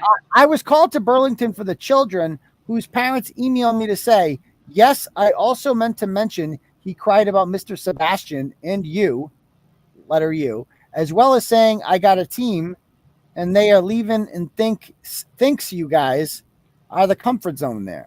What? That's not even English. I think Oh she's my trying God. to say, like, it's like a kid said that they were sad about her leaving and Mr. Sebastian leaving, and that he considers them a team, I guess, for them. Probably maybe Mr. Sebastian might be a person of color too. Whatever it is, she's quite full of herself. So let me read some more. I digress. I was called to Burlington for the countless number of children who have questioned over the last couple of weeks why I had to find a new job. And their expressions of sadness and declarations of, can we go with you to your new job? Oh, shut the fuck up. That definitely never happened. Some kid was like, yo, can I go with you to Cambridge, a place I've never been before in my life, and sit in your new office job? Because she landed on her feet with a 6-figure office job there. She'll be fine. But she's got to shit on this school on the way out, of course, because she's fucking special. They're losing a great person here. I was called to Burlington for the countless number of children who have questioned over their expressions of sadness of, can we go? I was called to Burlington for the countless number of parents who have approached me with tears in their eyes to ask, what happened? And what are they going to do without me next year? I mean, even if a parent did say that, which they never did, you're going to put that in writing to the entire faculty and all the kids like, oh, look at me. I'm fucking hot shit. Some unnamed parent told me, oh, yeah, what are they going to do without you? Bitch, probably what they did the year before. Survive. I never had to write about Burlington before. So they must not be doing that badly. Okay? The town. I've never heard anybody like, oh, you do Burlington. That's ghetto as shit. Things are fucked up there. Thank God I don't live in Burlington. No one's ever said that before. So they must be doing something right. If you don't appear on Turtleboy very often, you must be doing something right. Anyway, I digress. I was called to Burlington for the countless number of staff members who have cried in my office when they needed a shoulder to lean on or an ear to bend. I was called to Burlington for the countless number of staff members who have expressed their anger and outrage at the process. I was called to Burlington for the countless number of staff members who, for the first time in a long time, and in some instances ever, feel seen, heard, and supported. I'm so fucking special. I was called to Burlington for all of the children who don't fit into that neat little box called compliant. Oh yeah, back in the day, we used to call those kids like fucking well-behaved. Yeah, it's like, yeah, the kids who, I'm here for the kids that fuck around and burn shit. That's who I'm here for. Oh yeah, you might think they're crazy because he's burning trash cans and fighting kids and selling drugs because he's not compliant. Yeah. And again, this is literally when people say whiteness is bad. They always say whiteness is the worst thing. Whiteness. They love that word. And this is one of the examples they give. Like examples of whiteness are like punctuality. Like that's a bad thing, I guess. Compliance is a bad thing. It's a whiteness. White supremacy is compliance. What? So it goes on to say, I was called to Burlington for the children who stop me daily for much needed hugs and talks. I was called for the kindergarten students who crawl into my lap and cry when they need cuddles and can't express what they are feeling. What the fuck? Cuddles? You're cuddling kids? Okay. I was called to bring comfort and healing. I was called to be authentically and unapologetically me. Okay, bitch, get over yourself. Me. No, you were actually not called to be unapologetically you, because this job ain't about you. It never was about you. This job is about the kids, and that's why you were called there, to make sure for 1 year the kids didn't, go without an education. Well, they found a real principal. That was your job. So as I leave Burlington and head to Cambridge as the new executive director of special ed, with my blackness leading the way. What, Deb, what does that even mean? What is her black? What's her blackness? What does it even mean? I'm leading. Like that's all that defines her. Remember, because like it's first thing that defines you when you come out of the womb, is your color. That's my blackness. Like that's basically what she's saying. My blackness, not what is leading the way. The fuck is this thing? How did I get What'd you that do? stuck? Yeah, right. I thought it was a Band-Aid. Okay, it's got a sticker Random. stuck on me. But yeah, her that is what leads the way. Her blackness, not like her, you know, If my someone's whiteness led the way, they would be like disowned, canceled. Well, how like, you thrown would in think jail. Get it. you would think she would say that, you know, with my master's degree leading the way, or my whatever level of education Anything, is. yeah. You would think like that. Okay, that's impressive. Not my blackness, because you know, like, because you can't say anything to that. Like, oh yes, Right. your blackness is special shit. Oh Yeah, wow, it's you not. know, You didn't choose it. It's nothing to do with you. Like, Wow. if that's your whole personality, that's a problem, lady. because they know that white people can't say shit to that. That's ultimately at the end of the day. Yeah, There's pretty two much. kinds of white. There's two kinds of white folk. There are the compliant ones, right? The ones that'll be like, oh, I don't know what it's like to be black in America. So that is her truth. That is her lived experience. And I have no right as a white person to talk about that. And that's what they expect. That's what people like Tara Harris expect of you. I'm the other white guy. I'm the white guy who says, no, you're not special for, you know, the color of your skin. The fact that you want to talk about it all the time to save yourself kind of tells me everything I need to know about you and about your overall competence, that you can't talk about your accomplishments or anything. You just have to talk about your blackness. Leads the way, whatever that means. And so I'm the guy here to call you out. You're going to call me a racist. I know how this game works. Your words mean nothing to me, communist, because that's what you do. You're going to try to hold my values against me. No. You're the racist, not me. So you're not going to use the values against me. And I'm going to tell you that to your face. And you're going to hate me for that, because I'm not going to shut up and keep my mouth shut like the other white people who are scared of you. I ain't going to do that. I'm the bad guy here. I'm here to tell you the truth about you. Okay. So I wish you all the best. So this is an incredibly unprofessional email. So some parents respond. Two parents in particular. Victoria Kirchner responds and says, this is the most unprofessional email I've ever read. It's like, and it's so true. It's just incredibly unprofessional more than anything. Like, how do you put that in writing? You know, if you're this person. And then another person says, I have waited a few hours to respond because, to be quite frank, I had to process it. This, I am sure, will come off as harsh, but the reality is I'm glad to see you move on. Yes. I have been a memorial parent for 12 straight years now. I've had at least one kid, usually multiple in that school, for over a decade. I've never seen the morale of memorial what it is now. The past two principals who have left in our family's years of memorial have been genuinely sad to see them go. I think this is a much needed change. First of all, I truly do not understand what the need is for race to be brought into anything here, especially as the opening line to the email. That's like the first thing she says, of course. And she's not used to parents like this standing up for them. It's like, she's not like, you're racist. She's going to pull the Monica Canning Grant. You're racist. How dare you question that? Especially, what exactly did you mean by my blackness led the way? Myself and many parents who have been texting about this email are baffled. There have been text threads, phone calls, Facebook posts, all by parents who are outraged by your email. Because I have been a memorial parent for so long, I have become very close with a lot of teachers, some of whom I've been friends with since childhood as we went through Burlington schools together. I can say without hesitation that every single teacher from Memorial that I have spoken to about you has said the same thing, that you have, quote, ruined the morale in the building, divided staff, and made it miserable to work under you. That communication is poor at best. As a parent who has for years watched the Memorial staff so happy, so engaged, so close, this is heartbreaking. I can literally see it in the teachers' faces how unhappy they are. I've spoken with parents who are upset with the response they've gotten from you in regards to several different things. I can say that I have not heard a single teacher or a single parent say they have been happy with your performance. As you were called to, quote, create and not destroy, but unfortunately, I believe that is what you did. All today's email did was cause a greater divide, and I'm relieved to see you go. I do wish your best of luck in the future, okay? So, yeah. So you, like, good for this parent for standing up to yourself, but you know she ain't going to let that one slide. So she responds. She responds with, so she not only doesn't,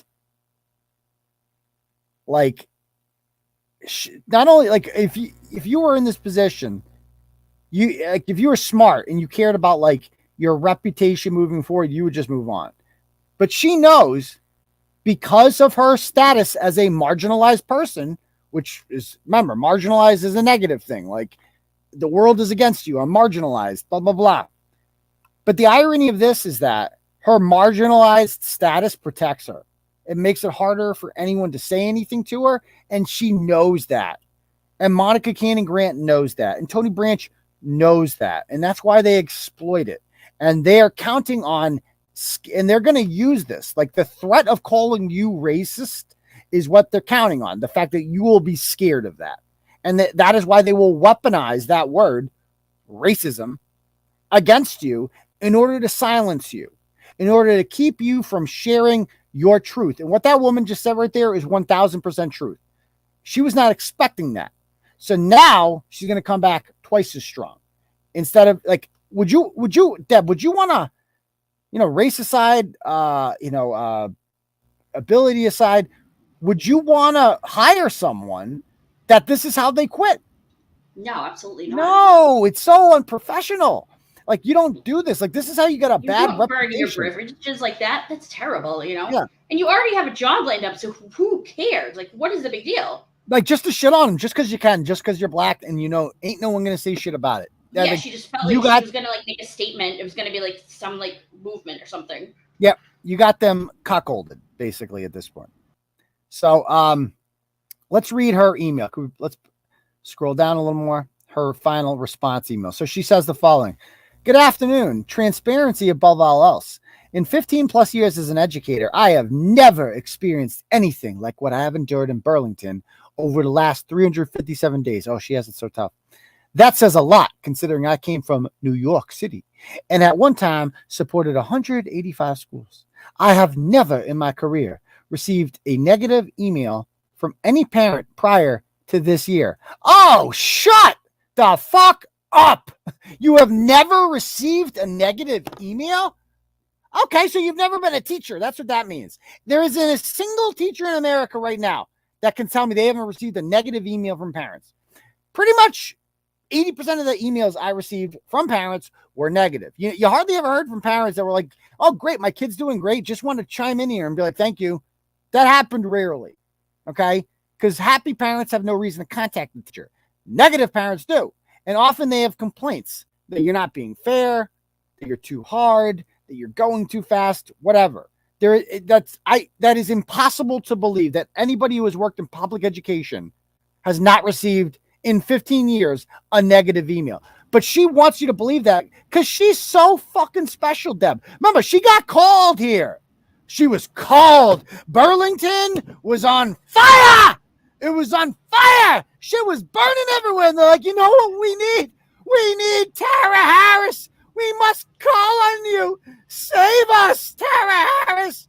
The school district is burning to the ground. We need your blackness. We need your blackness to come in here and save the school. There's a girl here. She needs a principal. She's like, my skin doesn't match the principal's skin. It's burning. Save us. You must create and not destroy. Oh, fucking this woman. She didn't apply for the job. They called to her. They put on a public bulletin.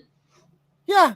It's like, are you fucking kidding me with this? She might not have ever gotten a negative email from a parent because. Oh, why would she? She's in the office, so supervising 185 schools. Nothing will ever get to her. I ain't never heard nothing negative about Jesus either.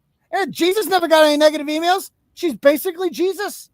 She's black female Jesus. That's what she is. Come down from earth. She never gets negative emails. Oh, no. They had to pay top dollar for her to come in here. Racist. Anyway, let's read some more. I digress. Got a little off topic there. So let me read some more. So she goes, "I have never received a negative email from a parent prior to this year.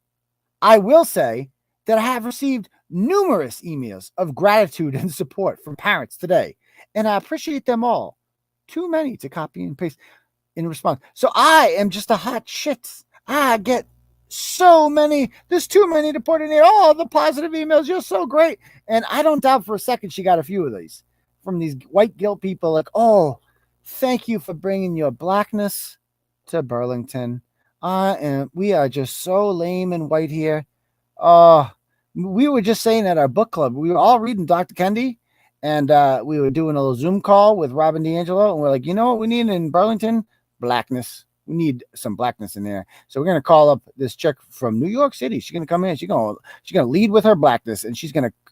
So thank you so much. You dear are. There's an idea. Get her emails. That'd be a good one. Even if it made the adults uncomfortable, because that's what I would expect from anyone with working children. Let me begin by saying thank you so much to Miss Christine Steiner and Mrs. Victoria Kirchner for your feedback and bringing to light the collective feelings of teachers and families in this community. So she actually doxes. This is like beyond unprofessional. This is like, now you're being a cunt. You're like, I'm going to dox you. First of all, those emails they sent were confidential. They were confidential. You have no, and if I want to request those from the town of Burlington, they would be redacted. The names would be redacted. She broke a fucking law right there. She could be sued very easily. Not, I doubt they will, because they probably don't want to be called racist. It's everyone's worst fear. But they could, because they've been violated here. And then she responds, a black woman acknowledging the fact that I am black shouldn't warrant such an aggressive response.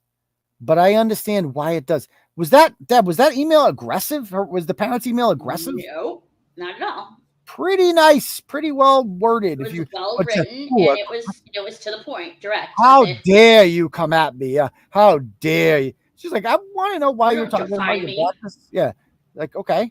And now, of course, now it is. It wasn't before. Now it is. Right. My blackness is a problem for many in this community. Oh, yes. Now, this is where she's going to just shit on the town of Burlington on the way out. For many in this community. And that is why it was highlighted. Frankly, it causes me to be concerned about the children and families of color that live in this community. I mean, what a cunt. On the way out, she's just been like taking a steamy dump of them. Oh, you're a bunch of racists here. That's what she's saying. This is a racist town. It's a racist community. Black kids here are unsafe for sure. And I was their only hope. I am the patron saint of blackness. Come down to save all the black kids from the racist white teachers. And now these emails confirm that from concerned parents. You don't email negative things to me. I don't get negative emails. I am Lord Blackness. I don't do that. I don't get negative emails. Yeah, I'm fucking special. I am hot shit. I welcome feedback and criticism from anyone.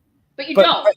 But just understand when she gets she'll dox you as soon as you get that feedback or criticism. You're right. She doesn't actually. You're right. Welcome that. That feels so inclined to provide it. I don't claim perfection. You literally have spent your entire fucking email claiming the whole email perfection. is like basically, yeah. You literally said you never got a negative comment about you. Okay. So I'm open to honest feedback and conversations, hopefully rooted in truth and not what has been heard. I have one request. Reply all in a response.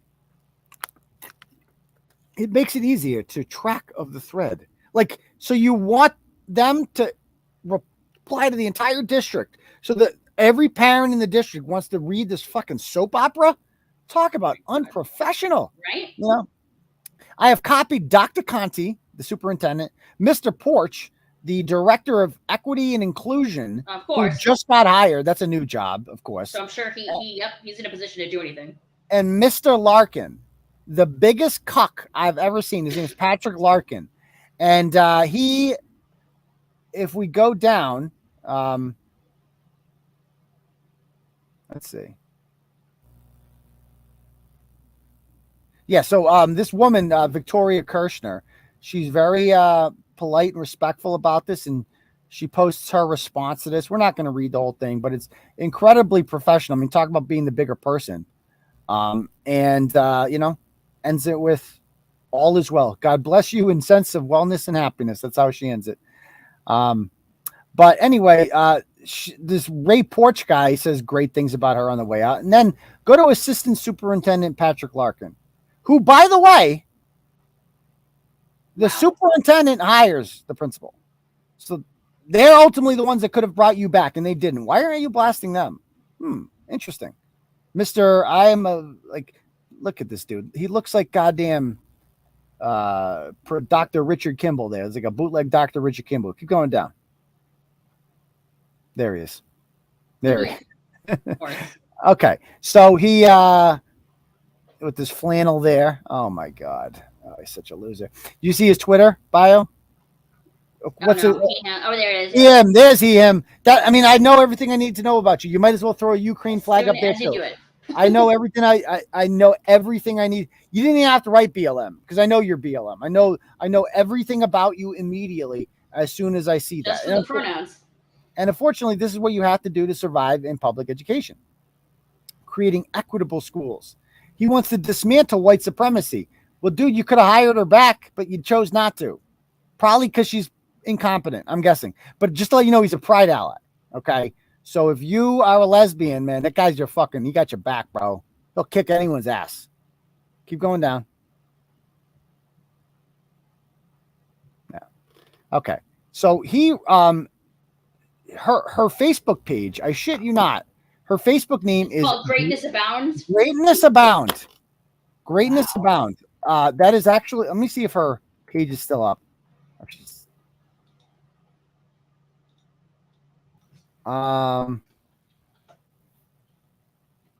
Yeah, it's still up. Oh, she doesn't care. Yeah, she doesn't care. Yep. What does she care? And then she write. This is what she wrote yesterday on her page. She goes, to teach black children, yet make the choice to ignore inequities of education or plight for their social justice is educator malpractice, period. I mean, all she could talk about is race. That's it. I mean, how untalented are you that this is the only thing that you can discuss? So Greatness Abound writes the following on Facebook. She writes, oh, the undercover racists are hot with me right now. And Patrick Larkin responds and says, so predictable. They show their racism as soon as they start talking.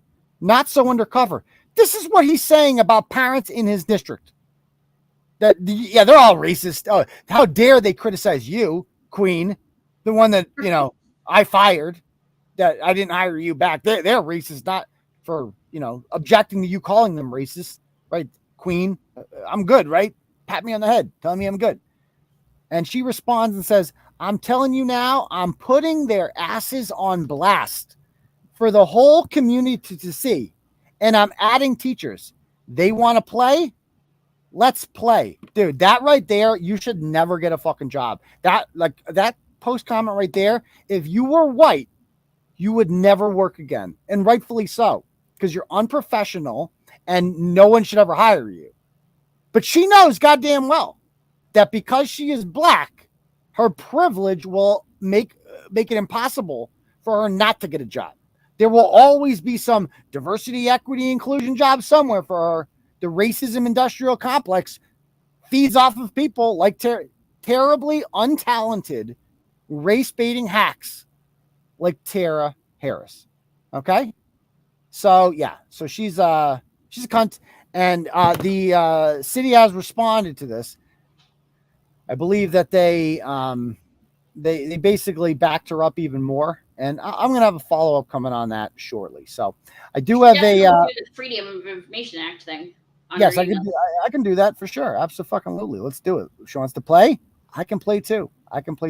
So I got a dono here I want to bring up. One sec. Let's see. We got. This is from Caroline. $10 she sends. She goes, the consignment owner makes me sick. She currently has a 4.2 Google reading. Clearly someone spent lots of time creating new Google accounts instead of paying the people she owes. If I was a Burlington parent and I got that email, saw the responses and social media comments, there would be big problems. To the parents who did write her, she's a shitty principal and a deranged person. Who cares about her quote unquote blackness? Hashtag that never happened. Thank you very much, Caroline. Completely agree with that email in the dono. So again, if anybody else wants to donate, they can do it that way. Links at the top. You can write your little message. So, all right. So why don't we had some more shit on the agenda. There was a fight in Boston I want to get to, or jumping rather. I'm going to write about that soon, but just getting a little late, almost 11 o'clock. So why don't we do a little Ask Turtleboy to end it, and then we'll call it an evening. You guys have any questions? Fire away.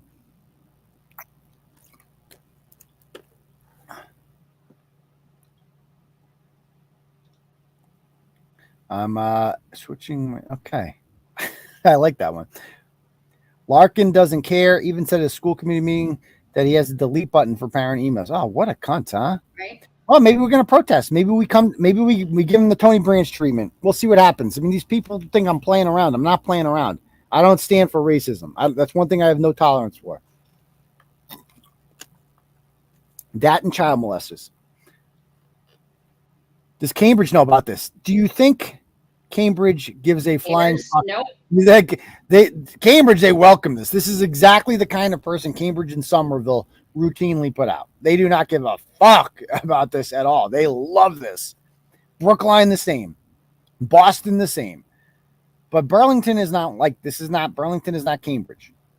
DEI hired at 140 grand. I make less than $20 an hour after 21. Yeah.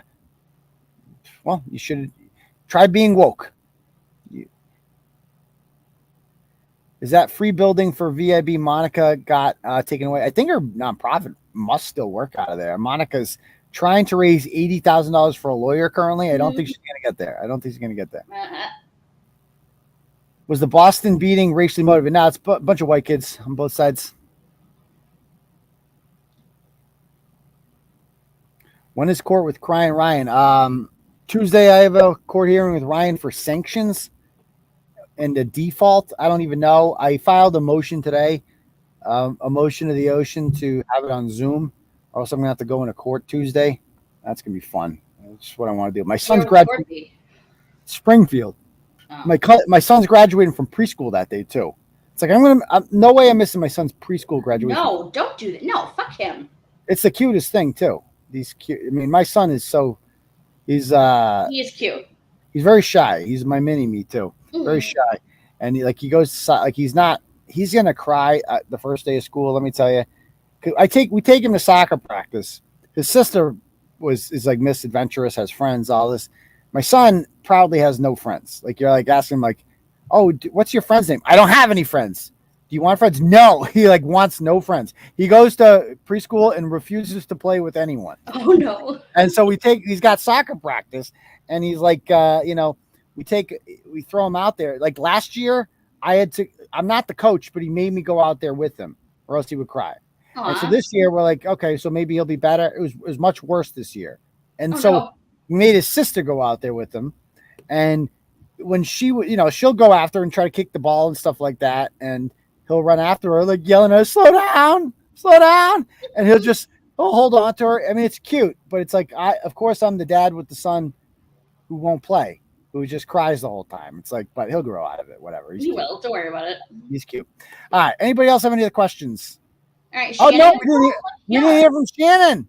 Oh, Isn't that interesting? So that was an underdog bet. So any news on the drunk principal? Which one's that? Oh, the superintendent, maybe they mean? At the graduation? Oh, that guy. I mean, the news cycle works. No, that story got buried. It's just like, nope, they don't care. Even we get buried. We forget, like, after the week over. I don't remember. What are you talking about? I'm like, what story? Oh, yeah, I forgot about that story. I wrote about it 2 weeks ago. Now, who is worst? The principal or that racist? The racist white chick's worse. That chick's a cunt. Candace. They should just go at each other. Heather Coolad from Ashburnham. How is Shannon's kindergarten? Yeah, Shannon did have her kindergarten graduation, I guess, and she should not have her kids. They should be taken away from her, but that's just my opinion.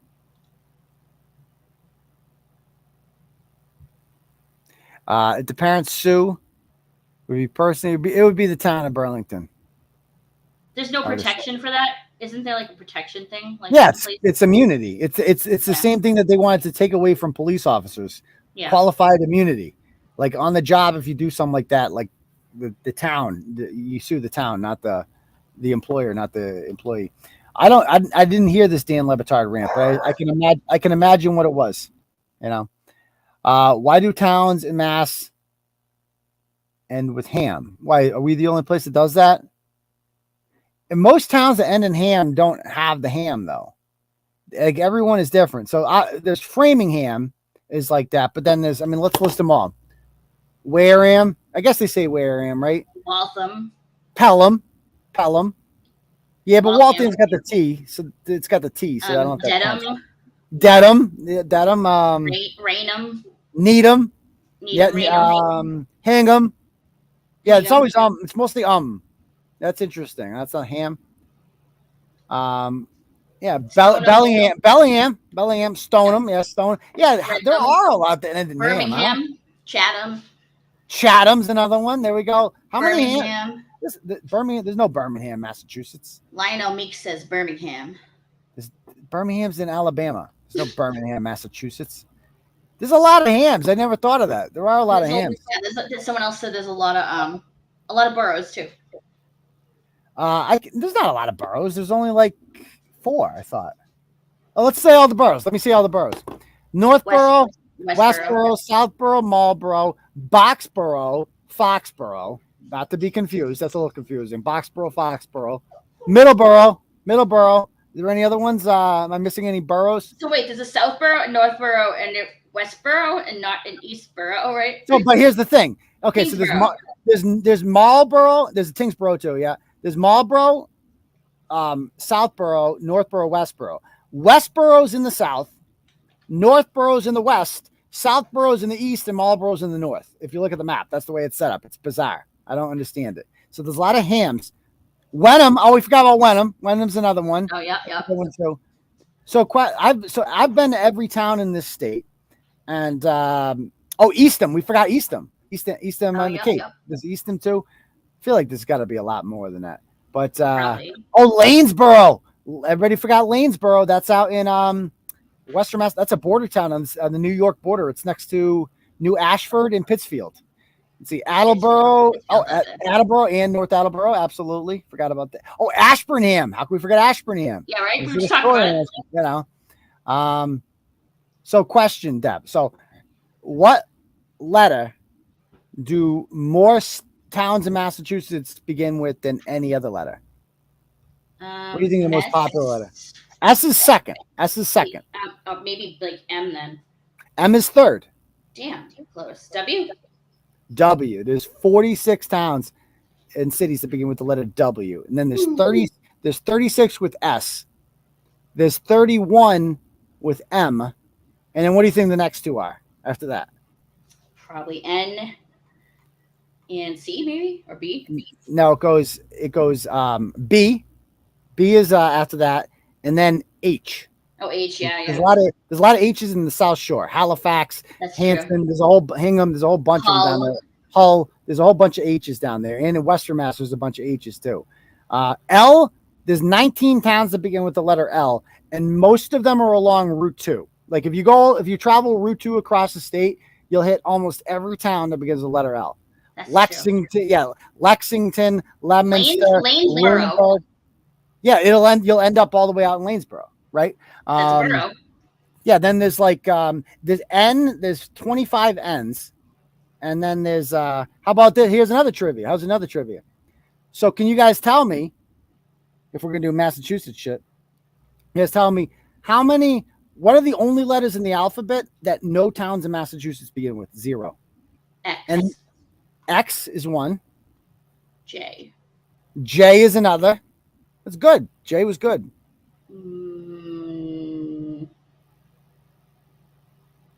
I know a lot of random shit, Katie. You are. You're weird. I know. I am weird. What about G? Do we have any G's? No, you Gardner. Georgetown, Groveland, Gardner. Yeah, there's Grafton. I think there's like double digits G's. Don't hold me to that. Z. Z is an obvious one. Oh, duh. Last name. Yeah. Okay, so we got so those are the one and V. And V. V is the other one. There's no V. Now, this guy says Q. So that brings me to that next question.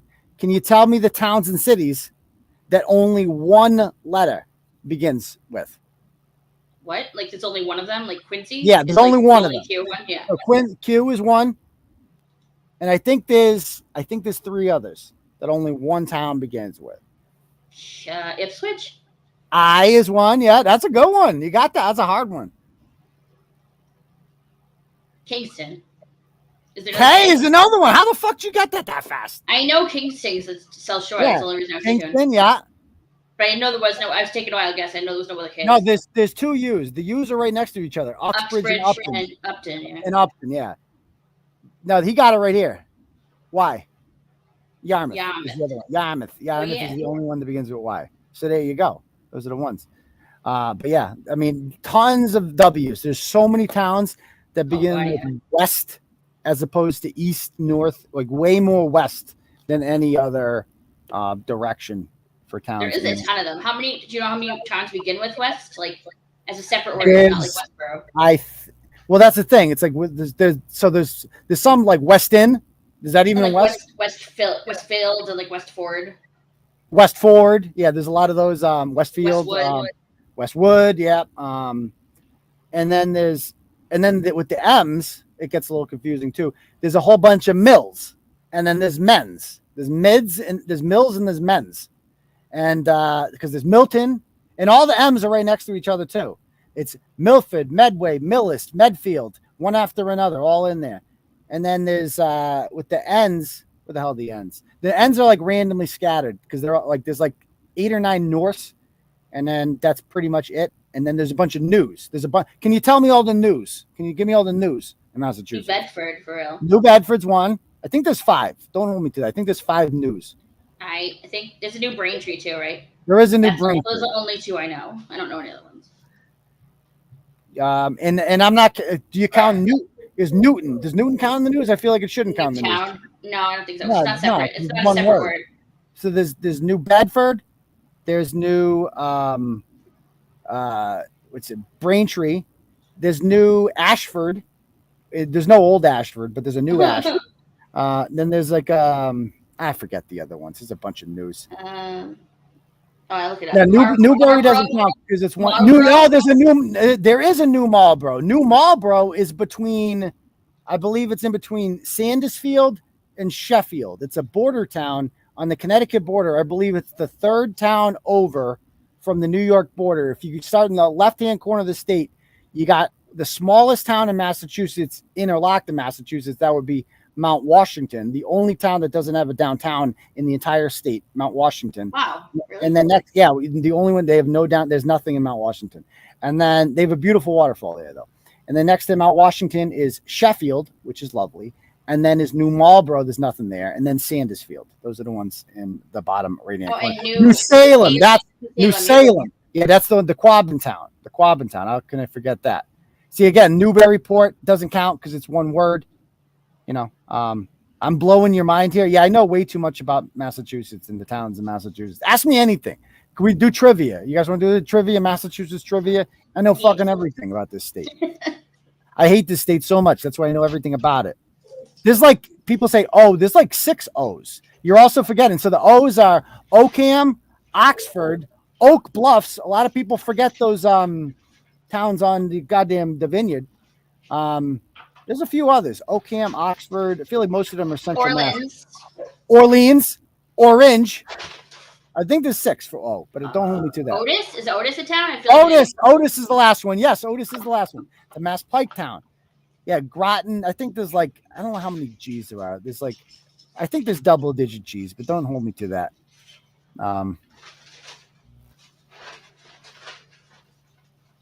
We did this. Called Gay Head. No, it's not Gay Head anymore. Oh, okay. I was gonna say that wouldn't work. Well, it was Gay Head. When I was a kid, it was called Gay Head. Gay Head is arguably the most beautiful town in Massachusetts. It's called Akina now, and it's got these cliffs there that it's the best view in Massachusetts. Like you see the sunset in Gay Head is, you want to get laid, guys. Take your girl to go watch the sunset in Gay Head. You're gonna get laid. It's like a guaranteed. It's called the Keenan now. That's correct. Nauset is not a town. Nauset is a beach. All the towns that start with L are shitholes. Not really. Lexington is quite lovely. Lakeville I like Lakeville. Lakeville is one of my favorite South Shore towns. Leominster, okay, that's fair enough. Lynn is like crappy, obviously. Lowell, yeah.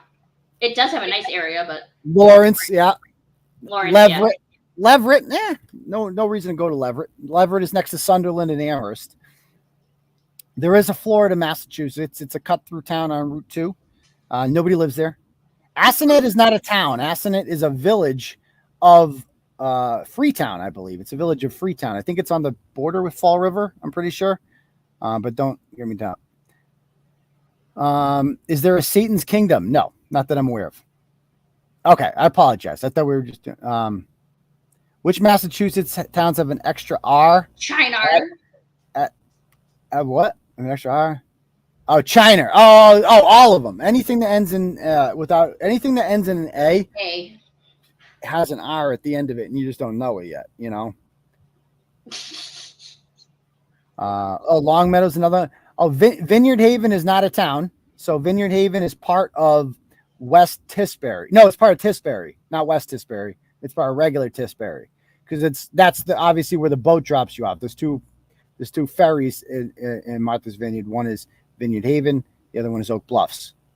And Oak Bluffs, believe it or not, Oak Bluffs was a stop on the Underground Railroad back in the day. So there was a large black community, an affluent black community in Oak Bluffs during the summer. That's where Obama vacationed in Oak Bluffs for a reason. Like, it is well known for its wealthy, influential black community in the town of Oak Bluffs, Massachusetts. Avon is a nice town. That's the first time I've ever heard that. I've been to Avon. I don't think it's that nice. It's like it's right next to Brockton. It can't be that nice. What I don't understand is like where like the cities like right. I have friends who live in Haverhill, and then my other friends who live in Bradford, which is still kind of Haverhill, but it's like nicer Haverhill. Bradford's in New Hampshire, isn't it? No, Bradford's is in Mass too. Like it's I don't know if it's like its own thing though. Like that means it's an area. It must be an area of the town. It's weird. It depends on what you do, because like if you try to send them something, like you put back Bradford, it'll switch to Haverhill. But it's called Bradford. Like, it's weird. Interesting. Yeah. And a lot of people think that Hyannis is a town. Hyannis is not a town. Hyannis is it's a village of Barnstable. Barnstable has many villages in it. Hyannis is the most ghetto part of Barnstable. It's ironically where the Kennedys vacation for years, and it just turned to complete shit. I fucking hate Hyannis. I hate Hyannis. Like, it is one of my most hated places to go. Is Martha's Vineyard considered a town or a city? No, Martha's Vineyard is composed of 6 towns. The 6 towns of Martha's Vineyard are Oak Bluffs. There's 3 vowels. There's Oak Bluffs, Edgartown, and Akina. There's also Tisbury, West Tisbury, and Chilmark. Those are the towns of Martha's Vineyard. Nantucket is the other towns there. I didn't know. Oh yeah, there's 6 towns. Oh yeah. I thought it was a city or something. I mean, the town, if you go to the Vineyard, the towns that people really go to are Oak Bluffs and Edgartown. Those are Edgartown's in the bottom. That's where all the sharks are. Jaws was filmed there. And then there's Oak Bluffs in the top. It's lovely. You can go you go see Obama there and have a good time. Tisbury, I guess, has some. And then the other towns, there's no houses in those towns. And that's the way they like it. In Gayhead, they just want you to go there and watch the sunset and get laid. That's it. And to get to Gayhead, you have to go through West Tisbury and then Chilmark just to get there. And you can't buy a house in those towns or rent in those towns because nobody lives there. There are no houses in those towns. It's all protected. Now, the secret one, do you know what the smallest town in Massachusetts is, population-wise? No. It's called Gosnold. Gosnold is fucked up. I'll show you guys where Gosnold is. I didn't think we were going to do geography tonight, but Gosnold is... Keeps your brain nice and sharp. I know, but when we were doing this whole thing, we're like, okay, well, we're planning out how to get to these places, and we're like, how the fuck are we going to get to Gosnold? There's only one way to get to Gosnold. You have to go to New Bedford. It is the only place to go, and you have to it's like a $45 ferry, and it ain't much of a ferry. It's a dinghy. You get in this dinghy, and I'll show you here where you go. This is a good question too. Is there townships in Mass, or are there just municipalities? No, townships are in New Jersey. The whole township thing is a New Jersey term. Just New Jersey, really? I've never heard of. I mean, in Jersey, everything is township. Like there's Clinton and there's Clinton Township. That's how everything in New Jersey works. Is this guy from Jersey? I'm assuming if he's asking that. But maybe I mean so this is no, Gosnold is actually not the Cape. Gosnold is not the Cape.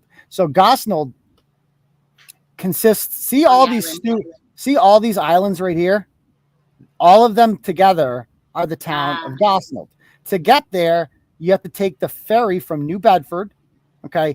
And then it comes down here and it drops you off into the only island on Gosnold that has people on it, and that is Cuttyhunk. Cuttyhunk is the only island on Gosnold with people in it. Yeah. And so if during the peak season, which is the summer, they get about 400 for a population there because there is a hotel. But 50 people have residency in the town of Gosnell. There are 2 children who live in Gosnell. That's it. I heard their laughter when I was there. We went in like October. And when I mean there's nothing to do in October there ain't shit to do. There isn't a store, nothing. So we're like, what do people do here? Right. Well, they have a school. There is a school in Gosnell where these 2 kids go. Just the 2 kids. Just the 2 kids. And then when they go to when they grow up and they go to high school, they can't go to high school on the island, so they have to go to New Bedford. And so a lot of them go to the tech school, New Bedford Tech, and there's like a tech school there, and they learn how to fucking work boats. Because if you live on Gosnell, you better know how to repair a boat engine, because you constantly have to go to New Bedford to go grocery shopping. Like when we were taking the boat in there, the whole thing was filled with groceries. Like there's like all these supplies. We were the supply shop. There was one fucking ship a day that went into there. Now the town of Gosnell has 50 people who live there, but they also have all these other islands, and these are the junkie islands. There is like they send junkies here. Is there a rehab there or something? Yeah, there's a rehab facility. This is where they send you to get clean. You go to Gosnell. You don't go to can't get out. Now you can't leave. So it's a great place to get over an addiction. Right? No shit. It is. So that and I'll show you, like, so Mount Washington is, I believe, the 2 smallest towns in the actual Massachusetts. Mount Washington's right. Yeah. See, there's no downtown. It's just a fucking forest. The whole fucking town is a forest. And then there's up here, the other wicked small town is Monroe. Or is it Rowe? I forget what's smaller, Rowe or Monroe. They're right next to each other. Here's Rowe. And then where the fuck's Monroe? There's Monroe. Okay. And there's only one bridge. I remember we were going from Monroe to Rowe, and then the only bridge to get you there was out. So we had to go all the way back down through Florida and through goddamn Charlemont, which is like the big city up there, and then all the way back up here. And then you go to Heath, and then, oh no, here's my worst nightmare, coal rape. Were you around for the coal rape days? Yes. Okay. Then my arch rivals from coal rape. Oh my God.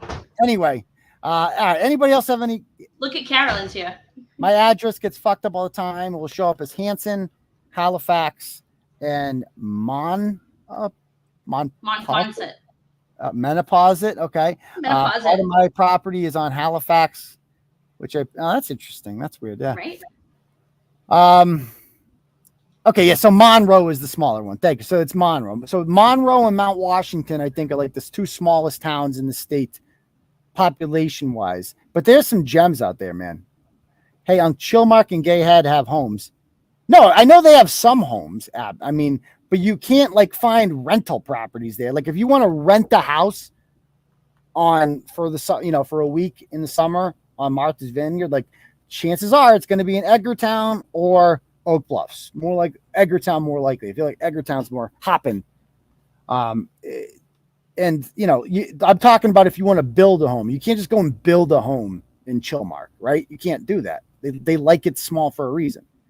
How many towns end in Ford and Berry? Probably a Ford. Westford. There are a lot of Fords. Berry. Then we got Boxford. Is there Boxford? There's a Boxford. Then Berry. All I can think of is Newbury, West Newbury. Newburyport. That doesn't end in Berry. Yeah.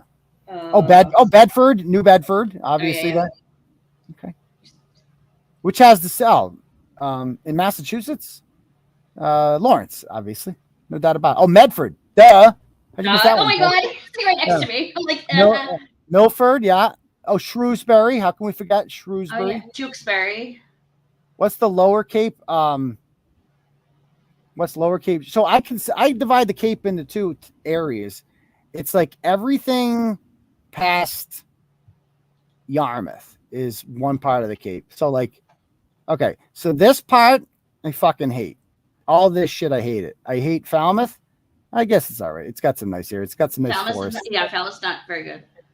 But it's just so crowded in these places. Like downtown Falmouth is fucking a parking lot in the summer. Same with Sandwich over here, And then I fucking hate Mashpee. Like going through Mashpee's a pain in the ass. Always so much traffic because it takes you to Barnstable. You just got Barnstable's the big city, and then Yarmouth is kind of like an extension of Barnstable almost. And then okay, so now we're in Venice. And now this is the Cape. This is the part of the Cape I like. You know, Chatham is my favorite town to go to, but there's too many sharks there. I would never swim in Chatham. You know my feelings of sharks. But again, the best beaches in the state are out here, like in the outer Cape. If you ever go to the beaches, if you've never been to the beaches on Wellfleet, go. You know, or Eastham, like these are the beaches that you want to go to. Truro, you know, I mean Provincetown. Yeah. Okay, so what are the 15 towns on Cape Cod then? You want me to name them off the top of my head? Yeah, 15, do it. Okay, let's go. Well, the 3 begin with B, so that's easy. Brewster, Bourne, Barnstable, Dennis, Yarmouth, Sandwich, Mashpee, Harwich, Chatham, Orleans, Eastham, Wellfleet, Truro, Provincetown, and the fuck one am I missing here? Falmouth. But you said Falmouth. earlier. Oh, Falmouth. Thank you. Falmouth. That one, so I'll give you that because you were saying it earlier. Some people try to say, yeah, some people try to say Wareham's on the Cape, but it's not. Oh, please. Chelmsford. Oh, how do we forget Chelmsford? And it's sorry, if you ever look at a map of England, it's like all our they stole our towns. Well, vice versa, but they did. It's there's so many things that England has too. Oh, Alex Rima loves P-Town, let me tell you. Okay, great place to get monkeypox. That's what they tell me. Duxbury. Okay, how can I forget Duxbury? Oxford. There's another one. All right. Oh, Upper Cape is Falmouth. Lower Cape, no. Is that how it works? We go to Bourne. Like we used to go to Bourne because my grandfather's in the cemetery there. But like, that's pretty much it. Bourne is barely a Cape Town. Like the canal. The canal is right on the edge. No, I mean it's anything before the canal doesn't count as the Cape, obviously. Yeah. And Bourne, you cross the canal, you're still in Bourne. No matter what bridge you cross, you're still in Bourne. I believe. I think so. Yeah. I went to like West Yarmouth for a while, like 15 years ago. We went there for like early summer, and it wasn't bad, but West Yarmouth. That'd be towards Barnstable. Yeah. Yeah. What's wrong with Mashpee? The traffic. I mean, to get like, I just remember whenever I'm in Mashpee, I'm stuck in traffic like that. Whenever trying to get home, because you're usually going home if you're in Mashpee, and you get stuck. It's the fucking traffic. I remember it being horrible.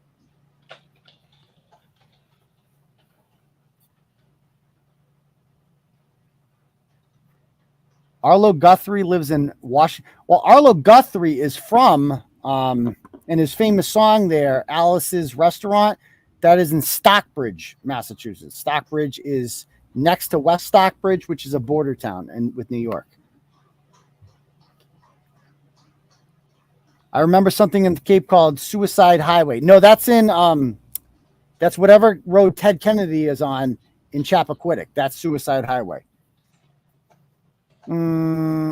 Yeah, I saw that the town manager he's the town manager, actually. Alex Morse is the town manager of P-Town. That's correct. All right. Anybody else have any questions? I feel like we've done enough geography here. I feel like he gave you guys a geography lesson. That's pretty good on the fly for this late. Yeah, I didn't think that was going to happen, but here we are. Okay. All right. So why don't we call it a night, guys? Do you think now?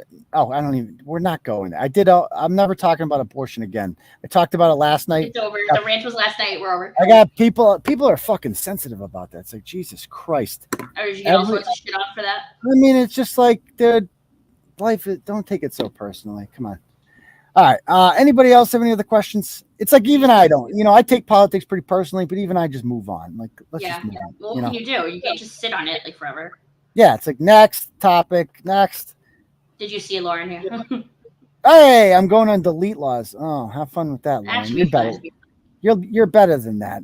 I hope you call him out. Just because that guy has a problem with crusty panties, don't forget that he's a piece of shit too. Okay? That guy's clearly a piece of shit. Mm-hmm. Really? That's crazy. I think Newton was that big. Newton's huge. I mean, population wise, it's huge. You know, it's Haverhill's the biggest city, right, in Mass? oh, Haverhill. Haverhill's huge too. Haverhill is like the 20th biggest city. Like is it really? I can name the biggest cities in order if you want to. If we do you it, want, just do it. Just do it, Gavel. All right. All right. Boston is 1. Worcester is 2. Springfield is 3. Lowell is 4. Cambridge is 5. 6, I think, is Brockton. Then is New Bedford. Then I think is Quincy. Then is Fall River is 9. 10 is Lynn. 11 is Newton. 12 is Somerville. 13 is Lawrence. 14 is Framingham. 15, I think, might be Haverhill. And then 16, like it's a mix from there on out. Right, there's a whole bunch around 50, 60,000. There's like Haverhill's the 15th biggest. It's right around 15th, yeah. Then there's like Medford, Malden, Peabody. Like there's a whole Chicopee. There's a whole bunch that are right around 55, 60,000. Malden's 17th. Malden's 17th. Okay, there we go. But they're all right around each other. Plymouth is right around there. Boston, Worcester, Springfield, Cambridge, Lowell is tough. Barnstable is right around there. Yeah. Yeah, Boston, Worcester, Springfield, Cambridge, Lowell, Brockton, New Bedford, Quincy, Linden, Fall River. Weymouth is probably right around there. Oh, so I did get the top 10 right. Yep. Lynn is the last one in the top 10. Lynn's 9, yeah. Okay, there we go. All right, so the last one's Fall River's 10. Fall River's 10, yeah. Okay, there we go. All right.